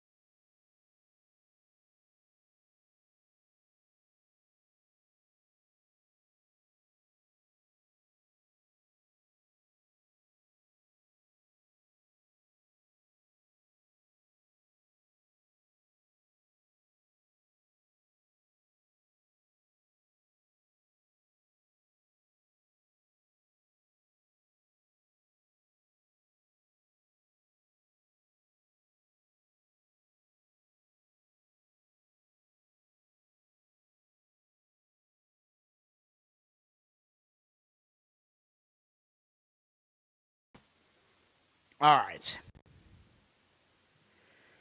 Next game is Colorado and Minnesota. I mean, this really, really reads as an over type of series here. I mean, you have two really bad bullpens here. Both teams were off yesterday, though, so I don't know if I love the over in that scenario where the offenses might have cooled off a little bit. The bullpens are rested, but these are still horrible bullpens. Minnesota just faced the Dodgers, and they got swept. They lost 2 of those games by 1 run, though. They're staying at home, so maybe there's a little bit of an advantage there, but possible letdown maybe off the Dodger series. Rockies are coming in off of beating the Red Sox, and the Red Sox should have swept that series. The Red Sox had the lead late in both of the games that the Rockies won. The Red Sox had the lead, so the Red Sox were winning in the late innings of all 3 of those games, and somehow blew 2 of them. Colorado is going on the road here, but starting a road trip usually is kind of a positive spot. Usually you are focused. These bullpens are really bad. Minnesota's the worst bullpen in baseball. Their ERA is significantly worse than every other one, and their whip is also the worst. Horrible, horrible bullpen. The Rockies are also one of the bullpens with an ERA above 5, which are the A's, the Rockies, Washington, and Minnesota. Really, really bad bullpens going in this. This is a ridiculously bad bullpen matchup. The Rockies have been hitting again. They're number 7, but they are having to go on the road now where they're probably not going to hit as well. Minnesota is 8th, tied with the Braves. I think they're overrated at 8th, though. This starting pitching matchup, Tomoyuki Sugano is pitching for the Rockies. He's actually been all right. I mean, the advanced analytics guys hate Sugano, man. Like, they don't think he's good. He's kind of a junk pitcher. He was all right last year with Baltimore, and then the analytics guys were like, oh, he's going to die in Colorado, but that hasn't really been the case. He's been one of their better starters. He's got a 4.31 ERA, 1.29 whip. That's not great, but it's not bad. He's actually worse on the road, which is kind of hilarious. 4.46 road ERA. I don't know how he's better at Coors Field, but interesting. He pitched well last time out at Coors Field against Pittsburgh. He was good, and that's a pretty good Pittsburgh offense, although they are worse on the road. He's had some starts where he's been bad in here, but his one recent bad start was at the A's stadium, so he did pitch bad in that stadium. Got massive amounts of run support and still won the game. His overall numbers, his hit rate is right around 1 per inning. His walk rate is reasonably low. Really low strikeout rate, of course, because he throws junk. He gets people to hit into contact or soft contact. But he's not a bad pitcher, in my opinion. Against Minnesota, they have a 267 average and 979 OPS against him, though, in 15 at-bats. They only have 6 hitters who have faced him. 1 strikeout, 1 walk. But that's still, obviously, this is not the greatest matchup for Sugano, it looks like. So he might not pitch too well here. Taj Bradley is pitching for Minnesota. He's been okay. If you look at the season in its entirety, he's been all over the place, though, just up and down. We took some losses trying to back him on the show. 4.11 ERA, 1.32 whip. I've always thought that he had talent, though. Like, he has strikeout stuff. I don't think he's that bad of a pitcher. And I don't know. Tampa Bay decided to get rid of him. He's been good at home this year, actually. 3.82 home ERA. That's not bad. He's pitching a little bit better again recently. He's gone at least 5 innings in his last 2 starts. His team won both starts. He picked up a win in one of them. He had 11-3 strikeout walk ratio in 11 2/3 innings. So that was pretty good over his last 2 starts there. Although I know he gave up 4 runs to St. Louis, but he pitched better than that makes it look. So he seems to be kind of coming back into form a little bit over his last 2 starts here. He's got a high strikeout rate. Like I said, that makes me think that he does have talent because he could strike guys out. He's got a low hit rate. His problem is the walks. He walks too many guys. He's got to fix that. And that is kind of a fixable thing. Although, as you've seen, as I've talked about, a lot of times when a guy fixes that, other problems arise, like with Arrighetti, who we're going to try to fade today. Like a lot of times these pitchers become too hittable. Against Colorado, Bradley has actually been really good in 31 at-bats, 161 average allowed, 493 OPS, 8-3 strikeout walk ratio. So I think Bradley does actually draw a pretty good matchup here. I think Minnesota first 5 actually makes some sense here. I think Bradley is the more talented pitcher here, has the higher ceiling. Even though I don't hate Sugano, But you also get the better of the matchup numbers here with Bradley, but you do have to lay a price for this. 73% of tickets, 92% of the cash on Minnesota. They're at minus 160 something here. Of course, Colorado is always going to be a big underdog pretty much. I think Minnesota first 5 makes sense, though. Just isolate the starting pitching matchup here. You'd have to lay a half run with Minnesota, but obviously this is not going to make my card, but maybe that makes sense. Money is also still backing the over here. This might be a series where we do come in and find an over to play in this series, but I'm not going to do it in this game. Again, I think Bradley might actually pitch okay here. These are not the worst pitchers that you're going to get in this series, so we'll wait and see if there's a better pitching matchup in the series to take the over. All right, Miami and St. Louis. This game, on the surface, this looks like an under to me, and maybe it will be. St. Louis, yesterday's game was postponed against Arizona, so St. Louis had yesterday off, and they're staying at home. Miami also had yesterday off, so both teams have rest here. So St. Louis initially was going to be at a rest disadvantage, but now they have the same rest and they're not traveling. Miami is traveling from Miami, but starting a road trip a lot of times is a focus spot because you want to get off on the right foot on the road trip. Miami is a good bullpen. They're ranked 3rd, and their ERA kind of backs that up too. They're pretty good. St. Louis, not really as good, but they are rested at least. St. Louis is ranked 21st. Their ERA is a little bit better than that. I don't think they're actually a bottom 10 bullpen. I think they're kind of a middle-of-the-pack bullpen. Offensively, Miami 18th. St. Louis is 13th, tied with Houston. So these have been middle-of-the-pack offenses. This is a pitcher-friendly ballpark, though, and these are not offenses that really light it up, so that makes this look kind of underish as well. I always talk about when teams have rest, that helps the under as well because the bullpens are rested, the offense can cool off a little bit. Miami has their best pitcher on the mound, Max Meyer, who has been on bereavement leave, but it looks like he is pitching today. Got to wonder if the bereavement is going to affect his mental state at all, although it could also be a positive, right? Maybe he wants to put that stuff out of mind and just go back and pitch, you know what I mean? But he's been really good, 2.8 ERA, 1.16 whip. He's actually undefeated, 8-0. I don't want to jinx him. He's been a little bit worse on the road, though, 3.66 road ERA. This might be one of the better road matchups that he draws, though, because he's facing kind of a middling offense in a pitcher-friendly park here. Myers pitched pretty well recently. Really high strikeout rate recently, although his walk rate's been a little bit too high as well. So, not all good, but mostly good. He's got a low hit rate on the season. His walk rate is the worst number that he has. It's not that bad, though. And his strikeout rate is high. So, yeah, overall, I think Myers good. I like him. Watching him in the past, I always thought that he was a pretty good pitcher, and that has been the case this year. Against St. Louis, yeah, he's been good against them in 18 at-bats. They have only 5 hitters who have faced him. 167 average, 472 OPS, 5-2 strikeout walk ratio. So it looks like he draws a good matchup here. Really the only guy that does damage against him is Jordan Walker, who has the only extra base hit, a double. Walker is a really talented young hitter. But Meyer looks like he draws a good matchup here. I think he should pitch well here. Michael McGreevy, so we have a lot of M's here. It's the MMMM matchup, the M&M matchup here.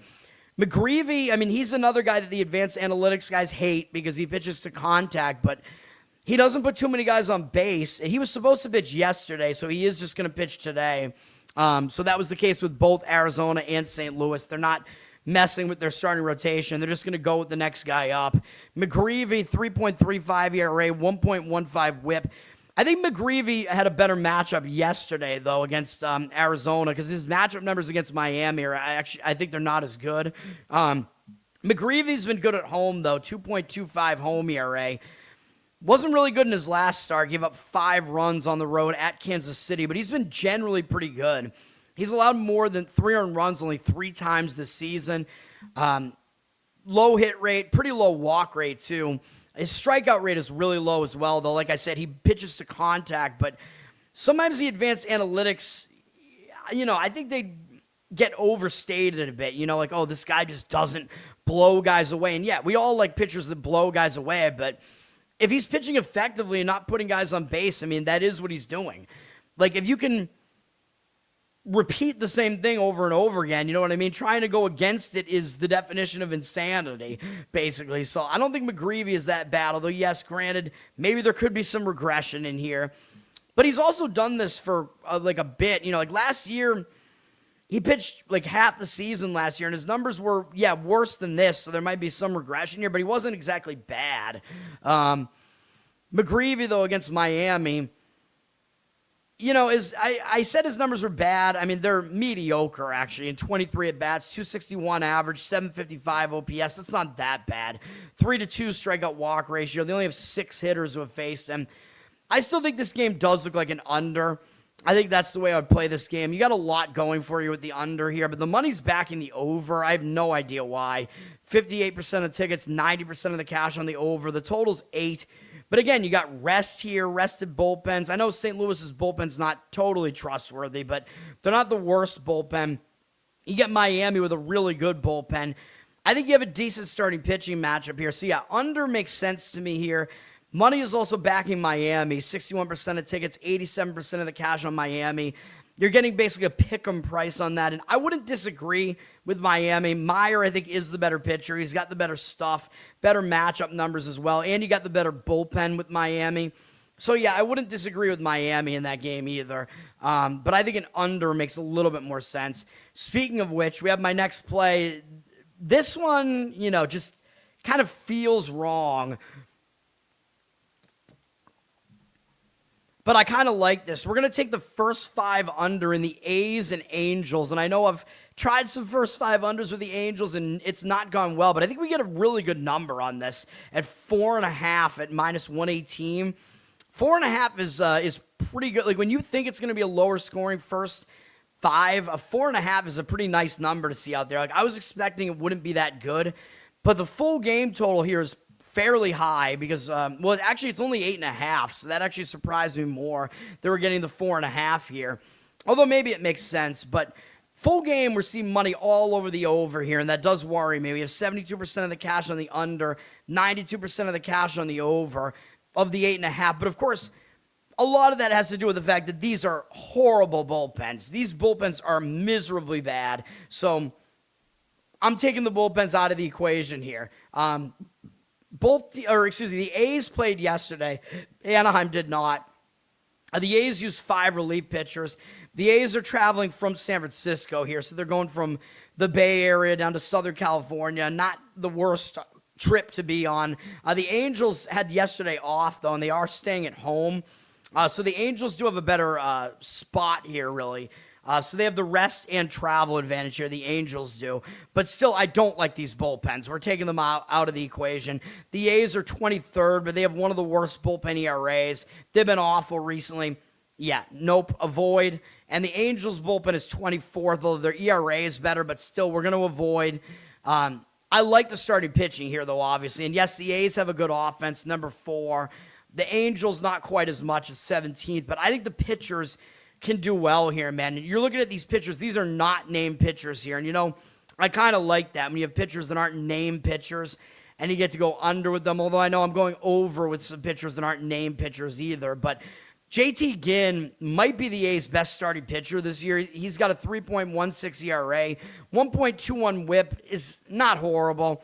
He's been really good on the road, though. 1.99 road ERA, and it makes sense. You know, you can explain it because that A's stadium's really bad, and his numbers still aren't even really that bad in that stadium, but he's been good on the road, so I like that. Yes, he did just face the Angels, so I know I don't love necessarily backing starting pitchers where the offenses literally just saw both pitchers, and that is the case here. So familiarity, a lot of times, I think the offenses have the advantage, but I don't think so here when you look at the matchup numbers. Ginn didn't do that well last time out at home against Anaheim, but I think it's better for him that he's pitching on the road here.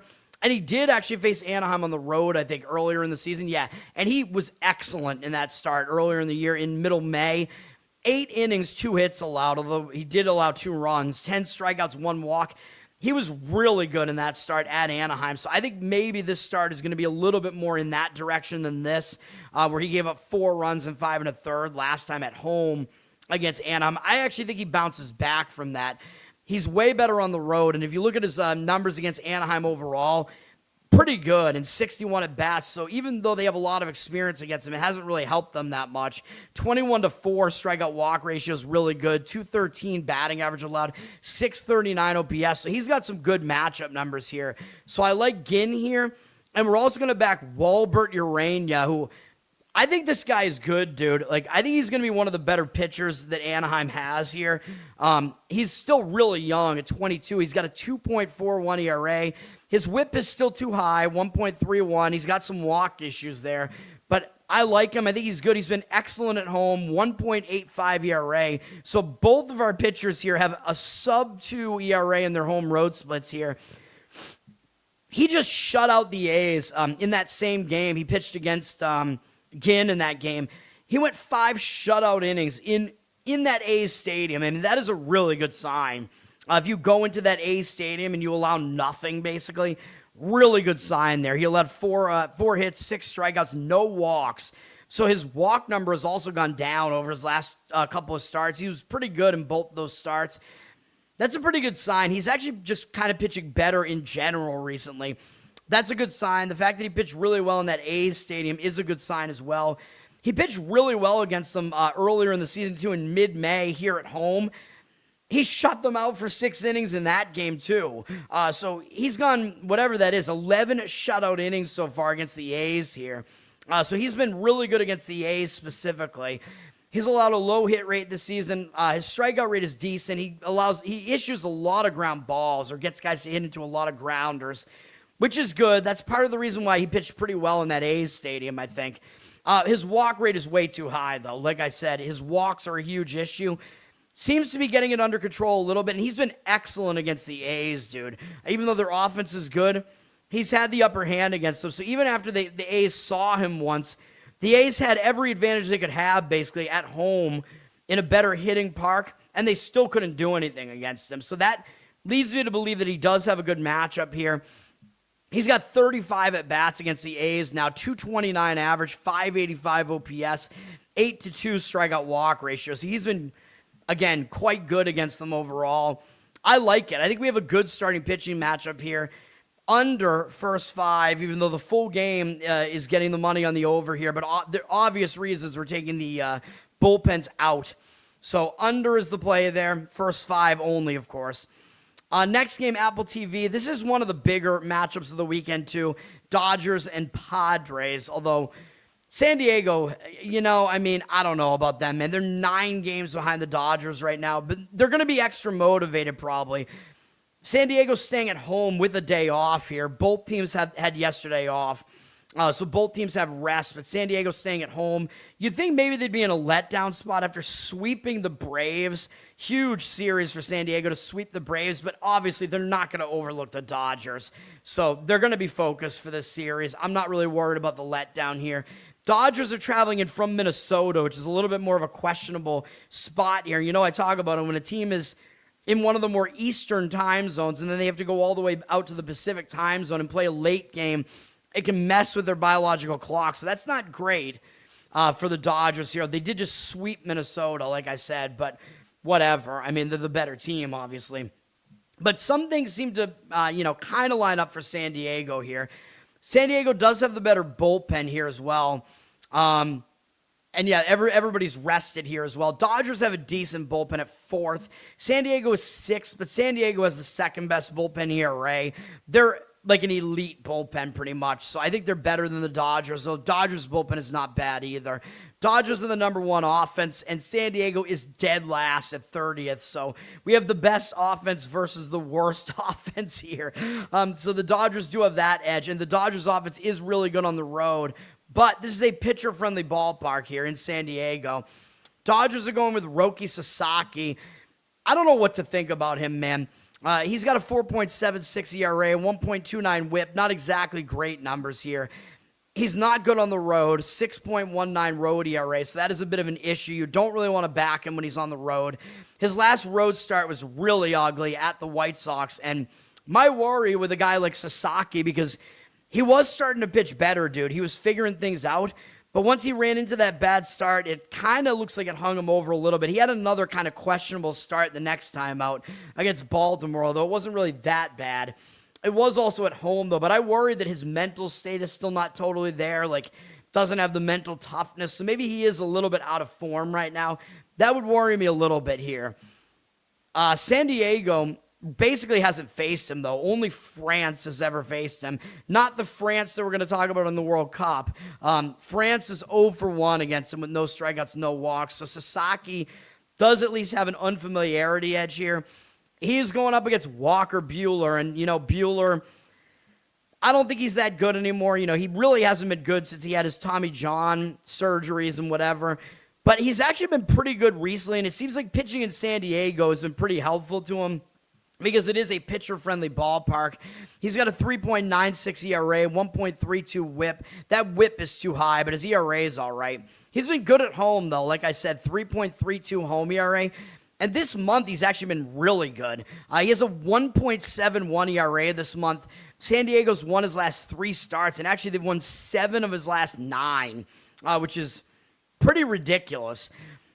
He's got a 22-5 strikeout walk ratio this month. He's been a little bit too hittable, but he's actually been pretty good this month, and he's got at least 5 innings in 3 of the 4 outings. He's faced slightly weaker offenses here for the most part, though, but still, he is pitching better right now. His hit rate is still a little bit high on the season. His walk rate is actually not that high anymore, so he's not really a walker anymore, and his strikeout rate is reasonable. So he is actually, Buehler, he might not be a guy you necessarily want to completely avoid here. Against the Dodgers, who are his former team, by the way, one of his former teams, although I think he's faced them before anyway. He's got 49 at-bats against them, 224 average, 723 OPS. Those are not bad numbers, although they've hit him for a little bit of power, and they have 10 walks against him and 9 strikeouts. So he is a walker against them, so that is not great, the walk numbers there. But overall his matchup isn't too bad there. This total is really low at 7.5. So the odds makers are actually giving these starting pitchers some respect here. Part of it is because it's San Diego and their offense stinks, and it's a pitcher-friendly ballpark here. Actually, I was going to say undecided, but that's not true. That was San Francisco, which I'll talk about in a minute. That's the last game to talk about here. Dodgers are minus 148 basically on the money line here. They're getting the money, 73% of tickets, 95% of the cash on the Dodgers. I don't know about that, man. If it's going to be a low-scoring game, it looks like there are some situational aspects to this that kind of indicate towards San Diego a little bit. Maybe you could take the shot with San Diego as the underdog here. It looks almost too easy to play the Dodgers. Money is back in the over, 7.5 here, but I don't know about that either.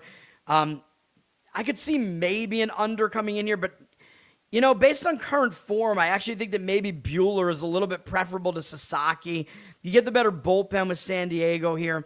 A little bit of a better situational spot. I think maybe San Diego as the dog could be the way to look there. I wouldn't want to do it, though. And then we have Atlanta and San Francisco. San Francisco played yesterday. They're staying at home, though. But they did lose to the A's yesterday, and their bullpen hasn't been very good.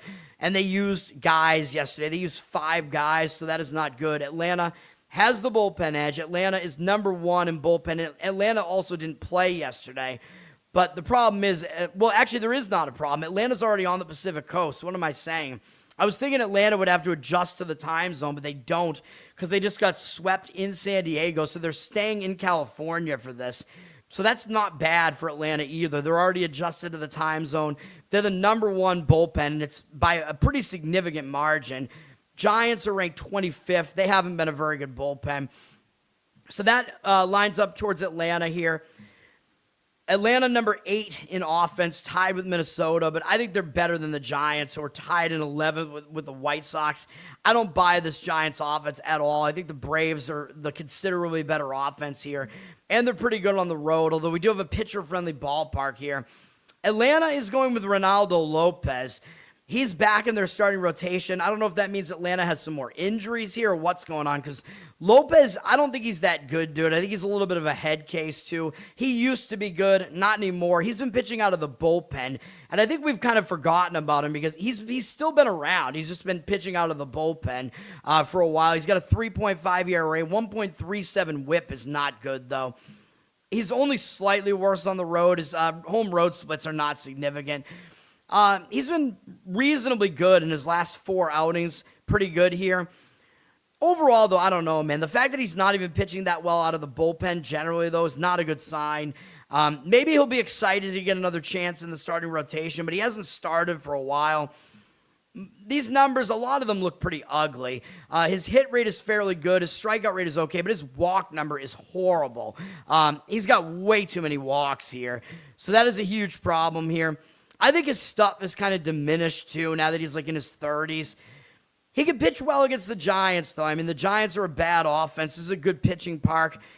The Giants actually don't have bad numbers against him. They have a 307 average against him, so they hit for a lot of contact against him.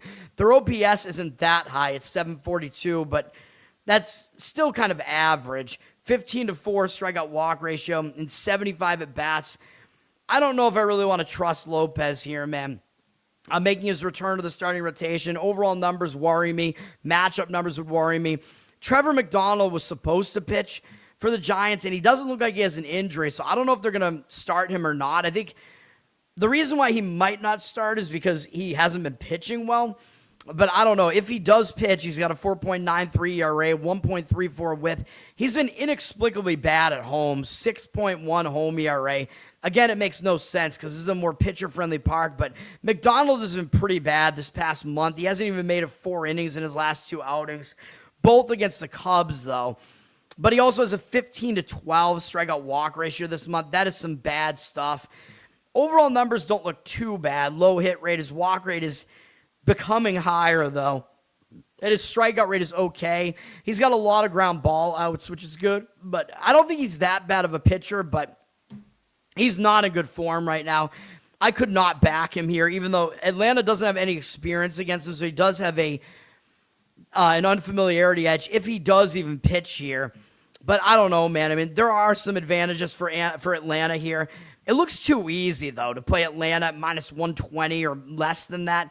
That looks way too easy to play Atlanta, the team with the way better record. It's almost like the odds makers are begging you to play them. 77% or daring you to. 77% of tickets, 94% of the cash on Atlanta, though. So the money is backing Atlanta and backing the over at 8.5 here. I could see the over more than anything else here. I think you have some questionable pitching possibly here in this game with the way these starters look like they're lining up. It's San Francisco not even deciding on a starter yet. Maybe you could take the shot with the over here. This game is going to be one I'm definitely going to avoid, though. There are some advantages to Atlanta, though, like the rest and the bullpen. So if you do play Atlanta, you should go full game with it. But I don't really have much else to say about that. All right, let's go to the WNBA. Hopefully this will be a little bit quicker. All these games are on Ion. And again, I think I was right about all 3 WNBA games yesterday. And of course, none of them are on my card. So isn't that just great? Washington at Connecticut. This is an ugly game here. Connecticut just blew out Chicago. And a lot of times I don't want to play on a team that just had a blowout win.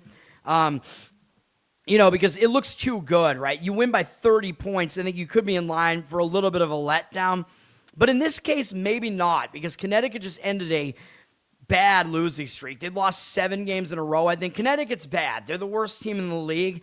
But the fact that they just got a win, I think that's going to help them a little bit. Like I always say, when a team ends a losing streak, that's a long losing streak, winning a lot of times will give them a better shot in the next game. Like it'll halt their losing momentum and they'll play better in the next game, although I know that hasn't really been the case with Connecticut this year. But it could set them up a little bit better here. Now, the other thing that I like is they're staying at home and they're playing Washington, and they literally just lost here at home to Washington back on June 17th. So this is kind of a quick revenge spot, zigzag spot. And I like to dig into it to see, like, is there a reason why they lost this game by this much? But, I mean, this is kind of the case where Washington just is the better team, so it made sense that Washington beat them. Washington was actually an underdog, though, in that game, believe it or not. So I think Washington had some injuries or something because they opened a 4.5-point favorite, and I see no reason why Washington would have been an underdog against Connecticut unless there were injuries going on here, and I think there were. Connecticut wound up being a 2.5-point favorite in the game. Lost the game, but what I look for is, was there an outlier? And the answer is actually yes. Although Connecticut did get out-rebounded here. They were the worst team in the game. They kind of got dominated in the paint, but the free throw disparity was kind of insane in that Washington did go to the line just 7 more times, but they were 29 for 30 from the free throw line. 97%. I mean, obviously there's going to be some regression there. You're not going to shoot 97% from the free throw line again with that many free throw attempts. And the Sun only shot 65%, and that probably will positively regress a little bit. Teams are not going to shoot as bad from the free throw line, usually 65%. That's kind of ridiculous. Connecticut was also really bad from three-point range, 20%. Washington was 39%, so there is a little bit of three-point regression that could come here as well. Washington hit only 3 more threes, though, so it was 9 more points from 3, but yes, they did still have 14 more points from the free throw line. So that definitely affected the outcome there. So I do lean to Connecticut here to be be in a zigzag spot here and have some regression here. Washington is also in a bad spot. Washington is coming off 2 huge games against Minnesota where they beat Minnesota on the road. They came back home and they beat my play the other day. By only losing by 2 to Minnesota, and they were hanging around in that game the whole time. So they're coming off of 2 monster games. Now they have to go on the road for a single game against Connecticut. I don't really see them being focused for that, although their next game is only against Portland, which is not really that big of a game. I wish it was Atlanta, their next opponent after that, because then it would be a sandwich spot. And then that would probably be enough for me to give out Connecticut here. It already almost is enough. I like Connecticut in this game. Connecticut is back to being a 4.5-point underdog, by the way. So I think Washington's injured players are probably back here. So you're getting Connecticut at a better price here, playing them as a dog. 88% of tickets, 93% of the cash on Washington at -4.5 here. They're a public side, even though it looks like they're getting some of the money. I would take Connecticut plus the points there. But then again, I still don't really necessarily want Connecticut off a blowout win like that either. So I'll stay off it, but I do kind of like it. Although you do kind of have to look, like, does Connecticut have a huge game up next? That is part of the equation. They do play Dallas and then Minnesota twice and Golden State. Those are all kind of big games. But again, I still don't think they're going to overlook Washington after losing to them at home. And being a 3-win team, you can't really overlook anybody. But yeah, I like Connecticut there. That is not my play, though. Portland and Chicago is the game that I have the least gauge on here. Chicago, well, it is a zigzag, though, so I don't know. Maybe I do have some gauge on this, too, because Chicago just annihilated Portland 101-78 at home. So my initial read on this would be that you want to fade Chicago after that, because after you have a lopsided result like that, Chicago's probably not going to do the same thing again, right? They're probably going to overlook Portland. Like, we just blew these guys out. Like, this is going to be easy, And they might have a look ahead because they play Vegas twice in the next 2 days. So that's big because Vegas is the returning champs and one of the best teams in the league still. So they might have a look ahead there. The one thing that is a positive for Chicago, though, is they ended a long losing streak. So a lot of times when you end a losing streak, you're going to play well in the next game. So they might play better here for that reason. They did beat Portland in the first game of the season, by the way, in Portland. But maybe Chicago does have some new momentum here. Now, for Portland, they're likely to show up because this team just annihilated them, so they're going to be embarrassed. They're probably going to show up. They don't have a big game up next against Washington, like I said. We have to dig into this box score, though, and the question is, was it an outlier? Chicago was a 3.5-point favorite in this game, something of note here. Chicago won the rebound battle easily, though. It looks like they kind of dominated in the paint. They did have 7 more free throws made, and they had 9 more free throw attempts. So that, a little bit of a disparity there, but Chicago was the better team in the paint. They dominated the rebound battle, like I said, so that has me concerned a little bit. That is one of my concerns with Connecticut, too, is that they got out-rebounded by Washington. We know Washington and Chicago are both the 2 better teams here in these 2 games. Now, the other thing that makes me not like Portland is they actually won the three-point battle in that game. They were actually plus 12 from three-point range and hit 40% of their threes. So I think there's going to be three-point regression from Portland in this game, so I don't like that.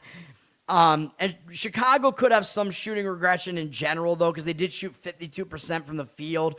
So there is a little bit of room for regression there, but I don't like this well enough. I mean, if you're plus 12 from three-point range and you still lose by 23, that is not a good sign. I really don't want to back you in the next game. I'm still going to lean to Portland here, and the money does seem to agree with it, but I can't do it. I mean, I don't like it. I think this is the weakest of the three, even though I do have a somewhat stronger opinion than I usually do on all three games here.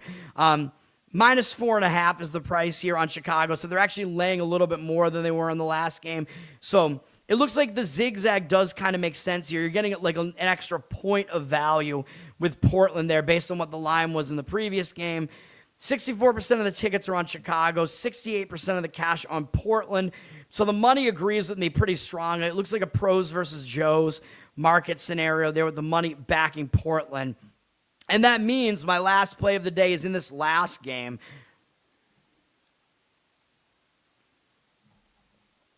We need to get back on track with the WNBA. This play is the Atlanta money line at minus 114. Now, if you want to lay 1 or 1.5, I think you could do that too. Like, obviously, it's highly likely that if they cover that number, they're going to, if they win, they're probably going to cover as well. You know what I mean? So you can get the price down a little bit, but this money line price was so close to minus 110. I was just like, let's just play them to win the game. And then if they happen to win by 1, we'll still win instead of pushing the bet. I saw minus 1 at minus 110, and minus 105 was at like minus 105. So if you do want to do it that way, you could do that too. But, you know, it's baseball season, so it almost feels like, let's just, you know, we're in money line mode here. Atlanta is getting the money, by the way, even though they're public. 80% of tickets, 95% of the cash on Atlanta. But I'm going to make my case for Atlanta here in a second. Again, yeah, you can lay minus 1, 1.5. It might be a pick 'em at some places out there too. But any of those I think is fine. Like, I think if they cover, if they win, they're likely going to cover. Now, this is a zigzag spot as well. So Golden State just beat Atlanta at home by 11, and I told you I liked Golden State in that game because Golden State got annihilated by Vegas in the last game. They were staying in the Pacific time zone, and Atlanta was having to travel out to the Pacific time zone. And Atlanta was also coming off a pretty big, well, not a big game against Toronto, never mind. But I thought Atlanta traveling out west was going to be a bad spot for them because these East Coast teams going out west that first game a lot of times messes with their biological clock. But now I think now that they're out there and they're literally staying in the same city here in San Francisco or whatever for this game, they're going to be adjusted to the time zone now. So it's going to be a way better spot for Atlanta here to bounce back. So I like that. Golden State does have a big ESPN game up next against New York. And New York is one of the better teams in the league too. So even though they shouldn't overlook Atlanta, they just beat Atlanta, man. And that New York game is going to be a big TV game. So it is possible Golden State does maybe have one eye looking ahead there. And I think Atlanta's going to be the team that has more focus here. I know they just lost a 4-game win streak, but I'm not too concerned about that being a hangover here because I think they're going to bounce back here, man. They're laying basically the same price they were in the first game. They were about 1.5 in this first game. So there's no real line value here, but I think the spot is really good. And the zigzag has not caused the line to give us less value here. You know what I mean? Like, we're not having to lay extra points with Atlanta here. And if we look at this game, yeah, I think Atlanta is going to bounce back here because Atlanta only plays Seattle next. They're not going to be focused on that game tomorrow. They're actually playing a rare back-to-back and third game in 4 days. That's very rare in the WNBA. So they're going to have to do that tomorrow. Tomorrow's spot might be a bad spot for them. But Seattle's going to be coming off a big upset that they pulled yesterday, too. So, preview of tomorrow, I'm probably not going to have a play in that game. Both teams probably in a bad spot. But assuming that Atlanta does what we expect them to do here. But, yeah, Atlanta, you know, they're staying in the same city here for this game. Both teams are, you know, on the same rest here in the same city. Now Atlanta's adjusted to the Pacific time zone. They don't have a look-ahead spot here. they're going to try to beat the team that just beat them. And Golden State is still a pretty decent team, and they are good at home, 8-3. Although Atlanta's still good on the road at 6-3. And the reason why I really start to like this is if we look at the previous game, there were some pretty big outliers here in this game. Golden State was winning most of the game. Atlanta had a terrible second quarter, 9 points in the second quarter. That's not going to happen again. And they tried to make a comeback in the fourth quarter. They had a great fourth quarter, but it wasn't enough because they had a bad game. But look at what happened in this game, dude. Golden State shot 45% from the field to Atlanta's 39%. So I think there's going to be some regression there in the field goal percentage. Atlanta actually took more field goals in the game. So Atlanta actually won the turnover battle. And I know that's not a good sign if you win the turnover battle and you still lose the game. But I'm going to talk about the outliers that we have in a minute here. It's mostly the three-pointers, though.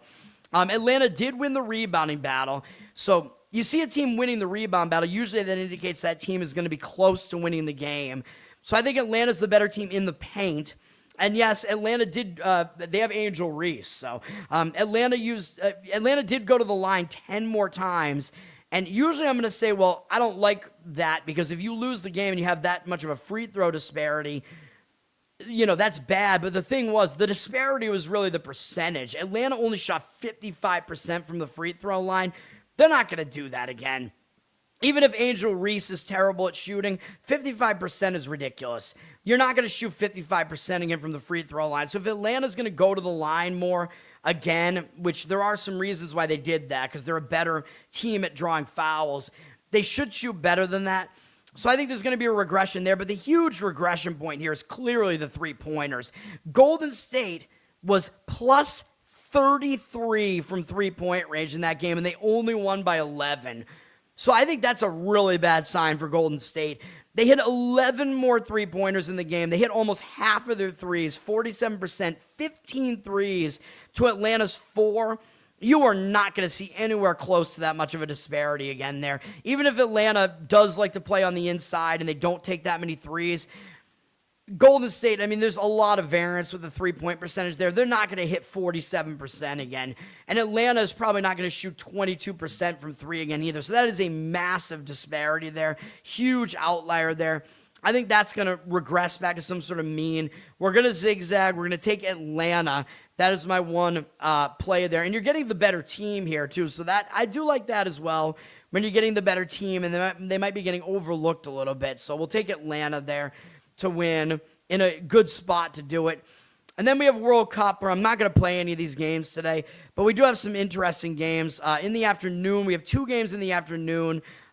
Norway and France is going to be, I think, one of the best matchups of the day. These are all on Fox Sports 1, Telemundo, Universo, and Fox 1. You'll find the games. This is in Gillette in Foxborough. Maybe Norway has a little bit of an advantage there because they've played in this stadium once already. France has not. Both teams are coming in from a different location, though. France, I think, is coming in from, I want to say Philadelphia, and Norway is coming in from East Rutherford, New Jersey. But obviously, they're staying in the Northeast. Not a big deal. Norway, though, they're used to the stadium at the very least. I think both teams are going to be motivated here, though. These two teams have been the best two teams in this group, where I wasn't sure because Senegal is pretty good, but these two teams both have all the points in this group. France and Norway, they both have 2 wins, and nobody else has any points in the group. France is the better team. France has been my pick to win this whole thing. This won't be an easy matchup for them, though. Both teams are probably going to try to win, but well, maybe not, though, because here's the thing. Both teams are already guaranteed to advance, right? Like, they're both 1 and 2. It's just a matter of which team's going to be number 1, which team's going to be number 2. You know what I mean? So does that mean that these teams are okay with a draw here? It might, because these teams might just say, hey, let's have a gentlemanly match here. We're both going to advance to the knockout. We don't really care if we're number 1 or number 2 here. So I think the draw is a little bit more likely in this match than in some other matches, though it's still going to be unlikely that it's like a +2, probably a +200 something line on the draw here. But it is possible these teams play to a draw here because they're both going to advance. They both already locked that up. Maybe these teams still do want to play well against each other, though, because these teams might still want to test themselves, be competitive. They still might want to get number one in the group just to do it.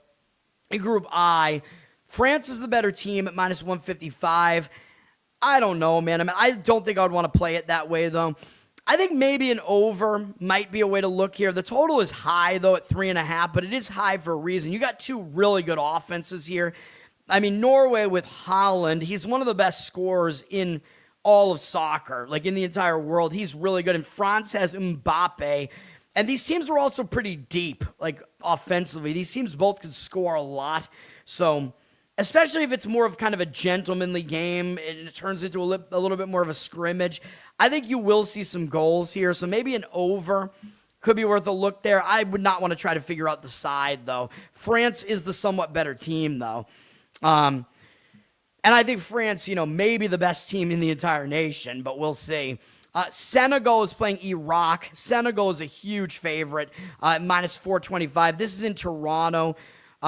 Senegal, these teams are both traveling. Senegal is coming in from, they just played against Norway, I think. Norway beat them. Senegal was competitive, though, dude. Senegal was competitive against Norway and France. It's just that those are two good teams. So Senegal, they need a win here, dude.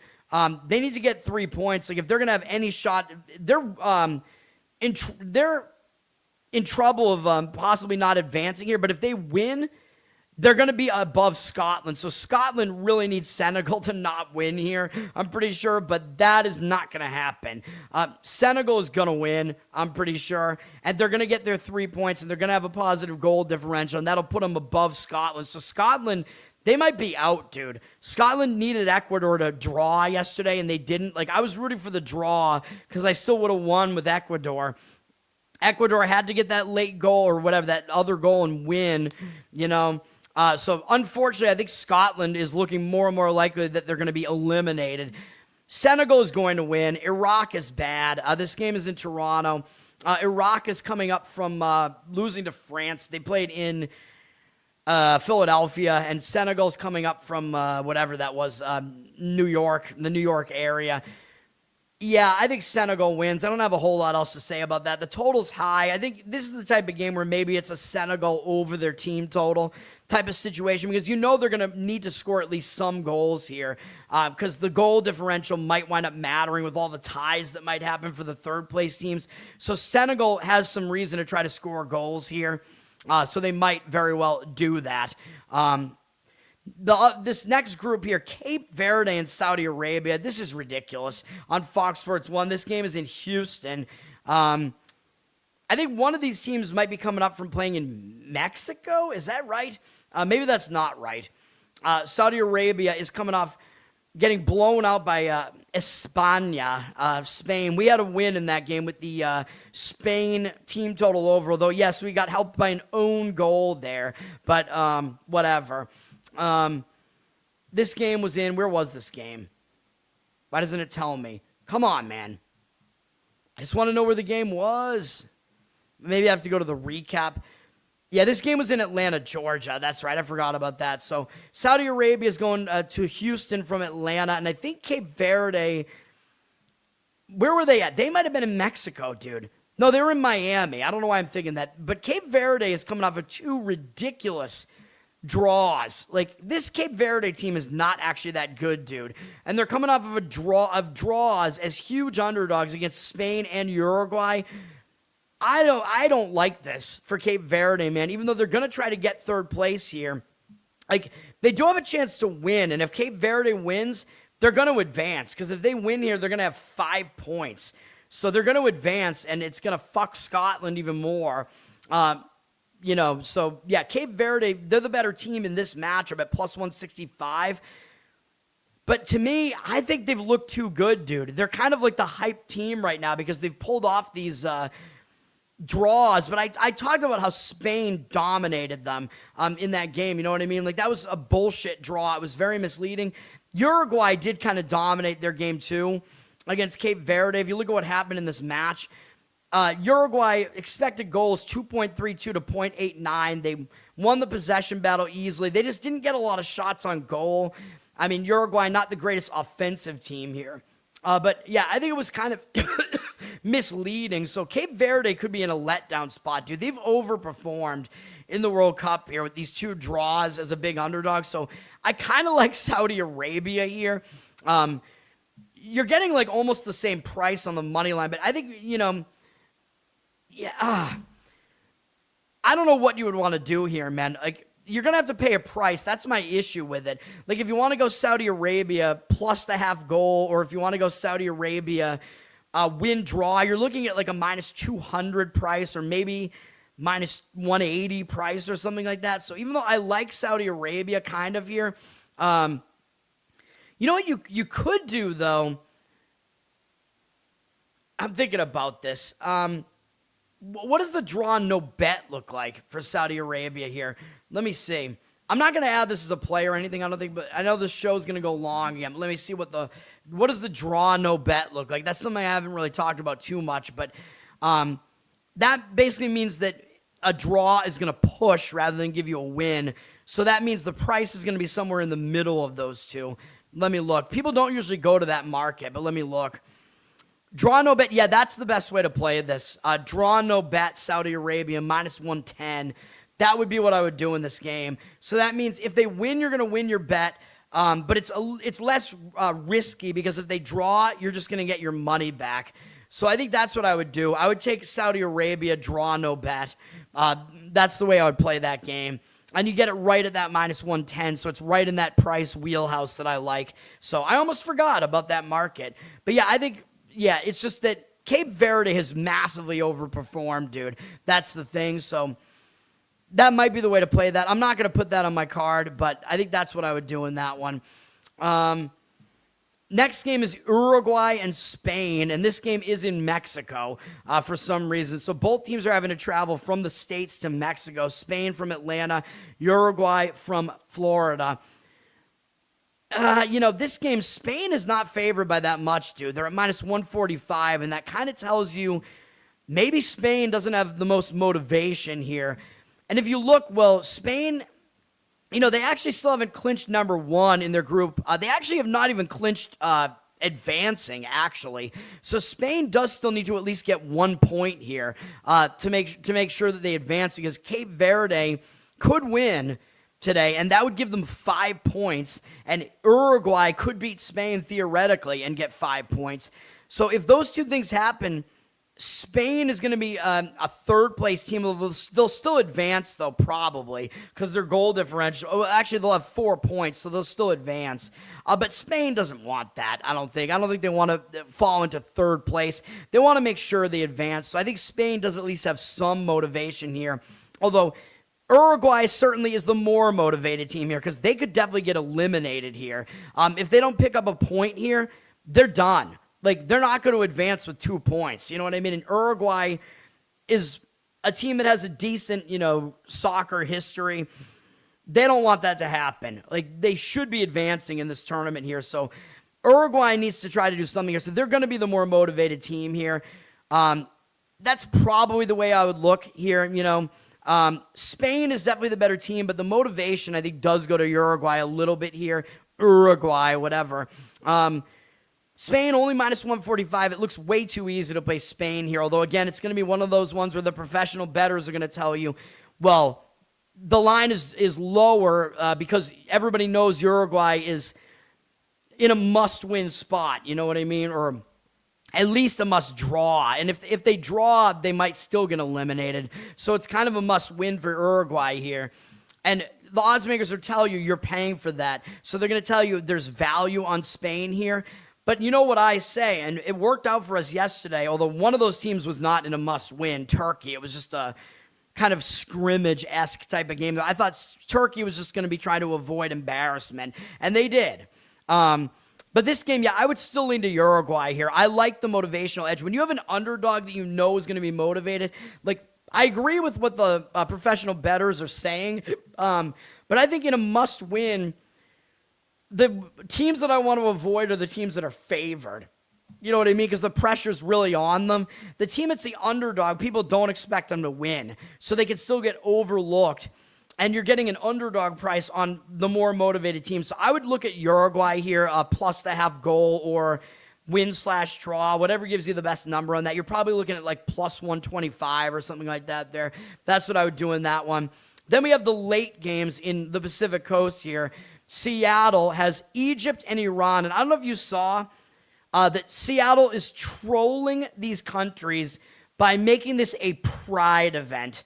I don't know if you saw that, but of course, Egypt and Iran, heavily Muslim nations, they're in opposition to pride here. So I'm thinking this is hilarious from both perspectives because the right-wingers don't like Iran, they don't like the Muslims, but they also don't like Pride Night. So I'm like, well, which one are you gonna side with here? You know what I mean? Like, this exposes the hypocrisy on both sides in an awesome way. And then on the left, the left are all about, oh, we gotta, support, these other countries, these other religions, whatever, and but also support Pride Night. So I'm like, well, which one are you gonna choose here? You know what I mean? It's just so hilarious.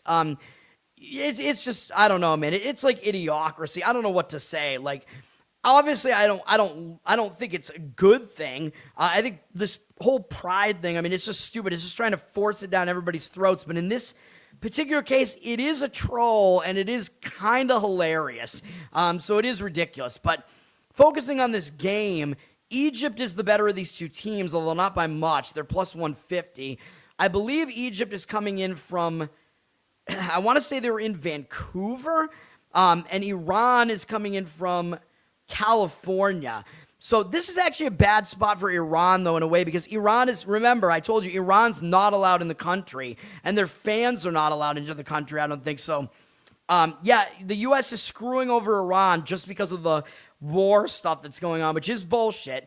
And they're not doing that to Egypt, I don't think, because the U.S. already controls Egypt's government. So I don't think I'm allowed to say any of this, but that is the case. Iran is having to travel all the way up to Seattle here from Mexico because Iran is staying in Mexico, remember? So that is kind of bad for them. Egypt, I think, is coming in from Vancouver, so I think it is a better spot for Egypt here. And if we look at the standings here, let me look. Where are we looking here? Where's this group? Which group is this? This is Group G. Egypt is winning the group right now. This is unbelievable. Like, Belgium was the heavy favorite to win this group. Nobody else in this group is even that good. And Egypt is winning the group right now. Really, really insane stuff here. They have 4 points, so they're probably going to still advance here, but they might still be motivated here.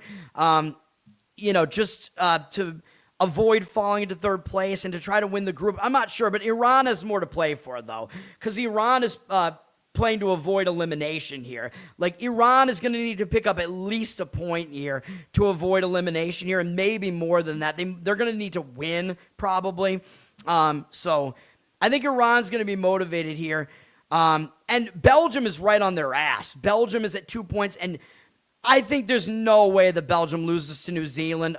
Belgium, I know they've looked like ass in this World Cup so far. New Zealand is awful. I think they're the worst team in this group, so I'm already starting to talk about the last game of the day, Belgium. But Belgium is going to get 5 points. They're going to get up to 5 here. I would be shocked if Belgium didn't get the 3 points today. So these teams do have to worry about that, about Belgium coming up on their ass. So actually, it's theoretically possible that Egypt is eliminated, although I don't think they will be, because I think if Egypt does fall to third place here, they have enough points that they're still going to advance, I'm pretty sure, but they don't really want to be in that scenario, so they're still going to be motivated here. But, I don't know. Maybe a slight lean towards Iran for me here, but I really don't like the travel spot for Iran, so I don't like that. Iran is probably going to be, again, it's one of those spots where it would be Iran draw no bet would be the way that you would look. I think you'd get the price probably around the minus 110 or minus 120 on Iran there.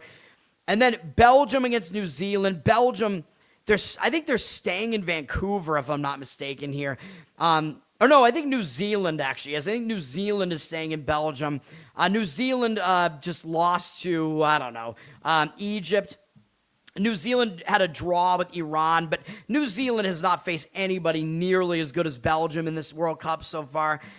New Zealand's going to be up against it here. I know Belgium has looked like absolute ass with 2 draws so far against Egypt and Iran, so both as favorites. Belgium is going to bounce back and have a better game here, man. You would have to imagine. I mean, they need to avoid elimination. They're going to need to score.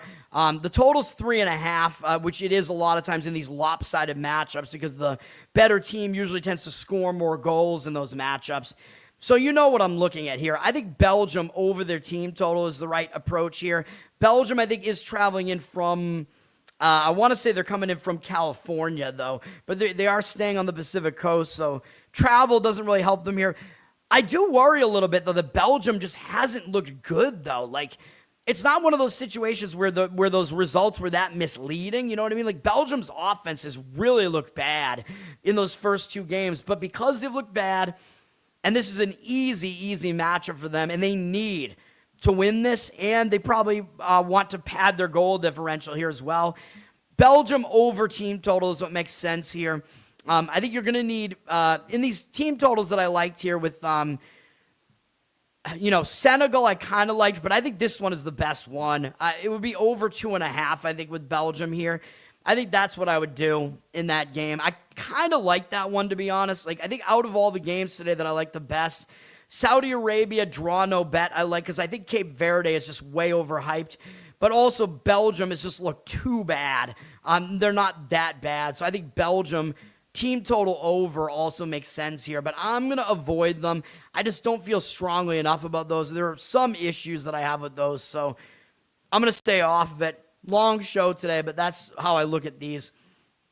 Gerald, what's up? That's all right. Thanks for hanging out, man. A group leaders parlay. I would not be parlaying, man. You're going to need Belgium to win and for Egypt to not win. It's definitely possible. I picked Belgium to win that group as well in my ESPN entry where you have to pick all the teams in order, and then you also pick which of the 8 third-place teams advance. So I had Belgium winning that group, obviously. And I think I had Egypt in second, which still could happen. So we'll see. I don't remember if I had Iran advancing or not, but whatever.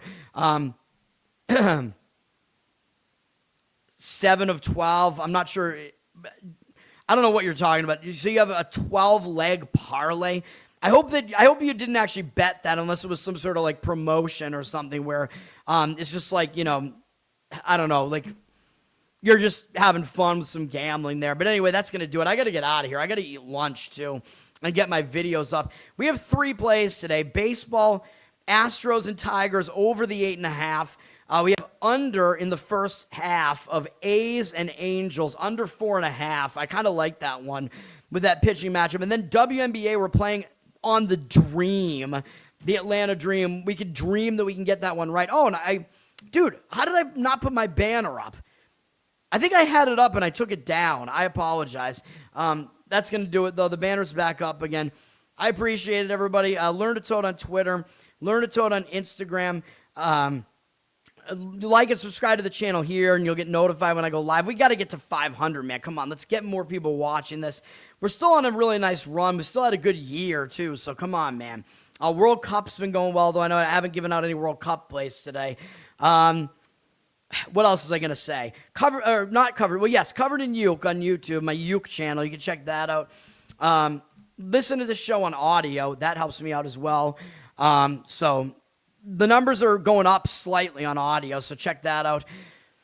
Patreon.com/LearnToToad if you want to support me there. I know I have to get back to the Uke stuff. I've been sick, and I don't know, my voice just hasn't been right, so I don't know what I'm going to do about that. I'm getting better, though, so I think I'm going to be probably doing some soon.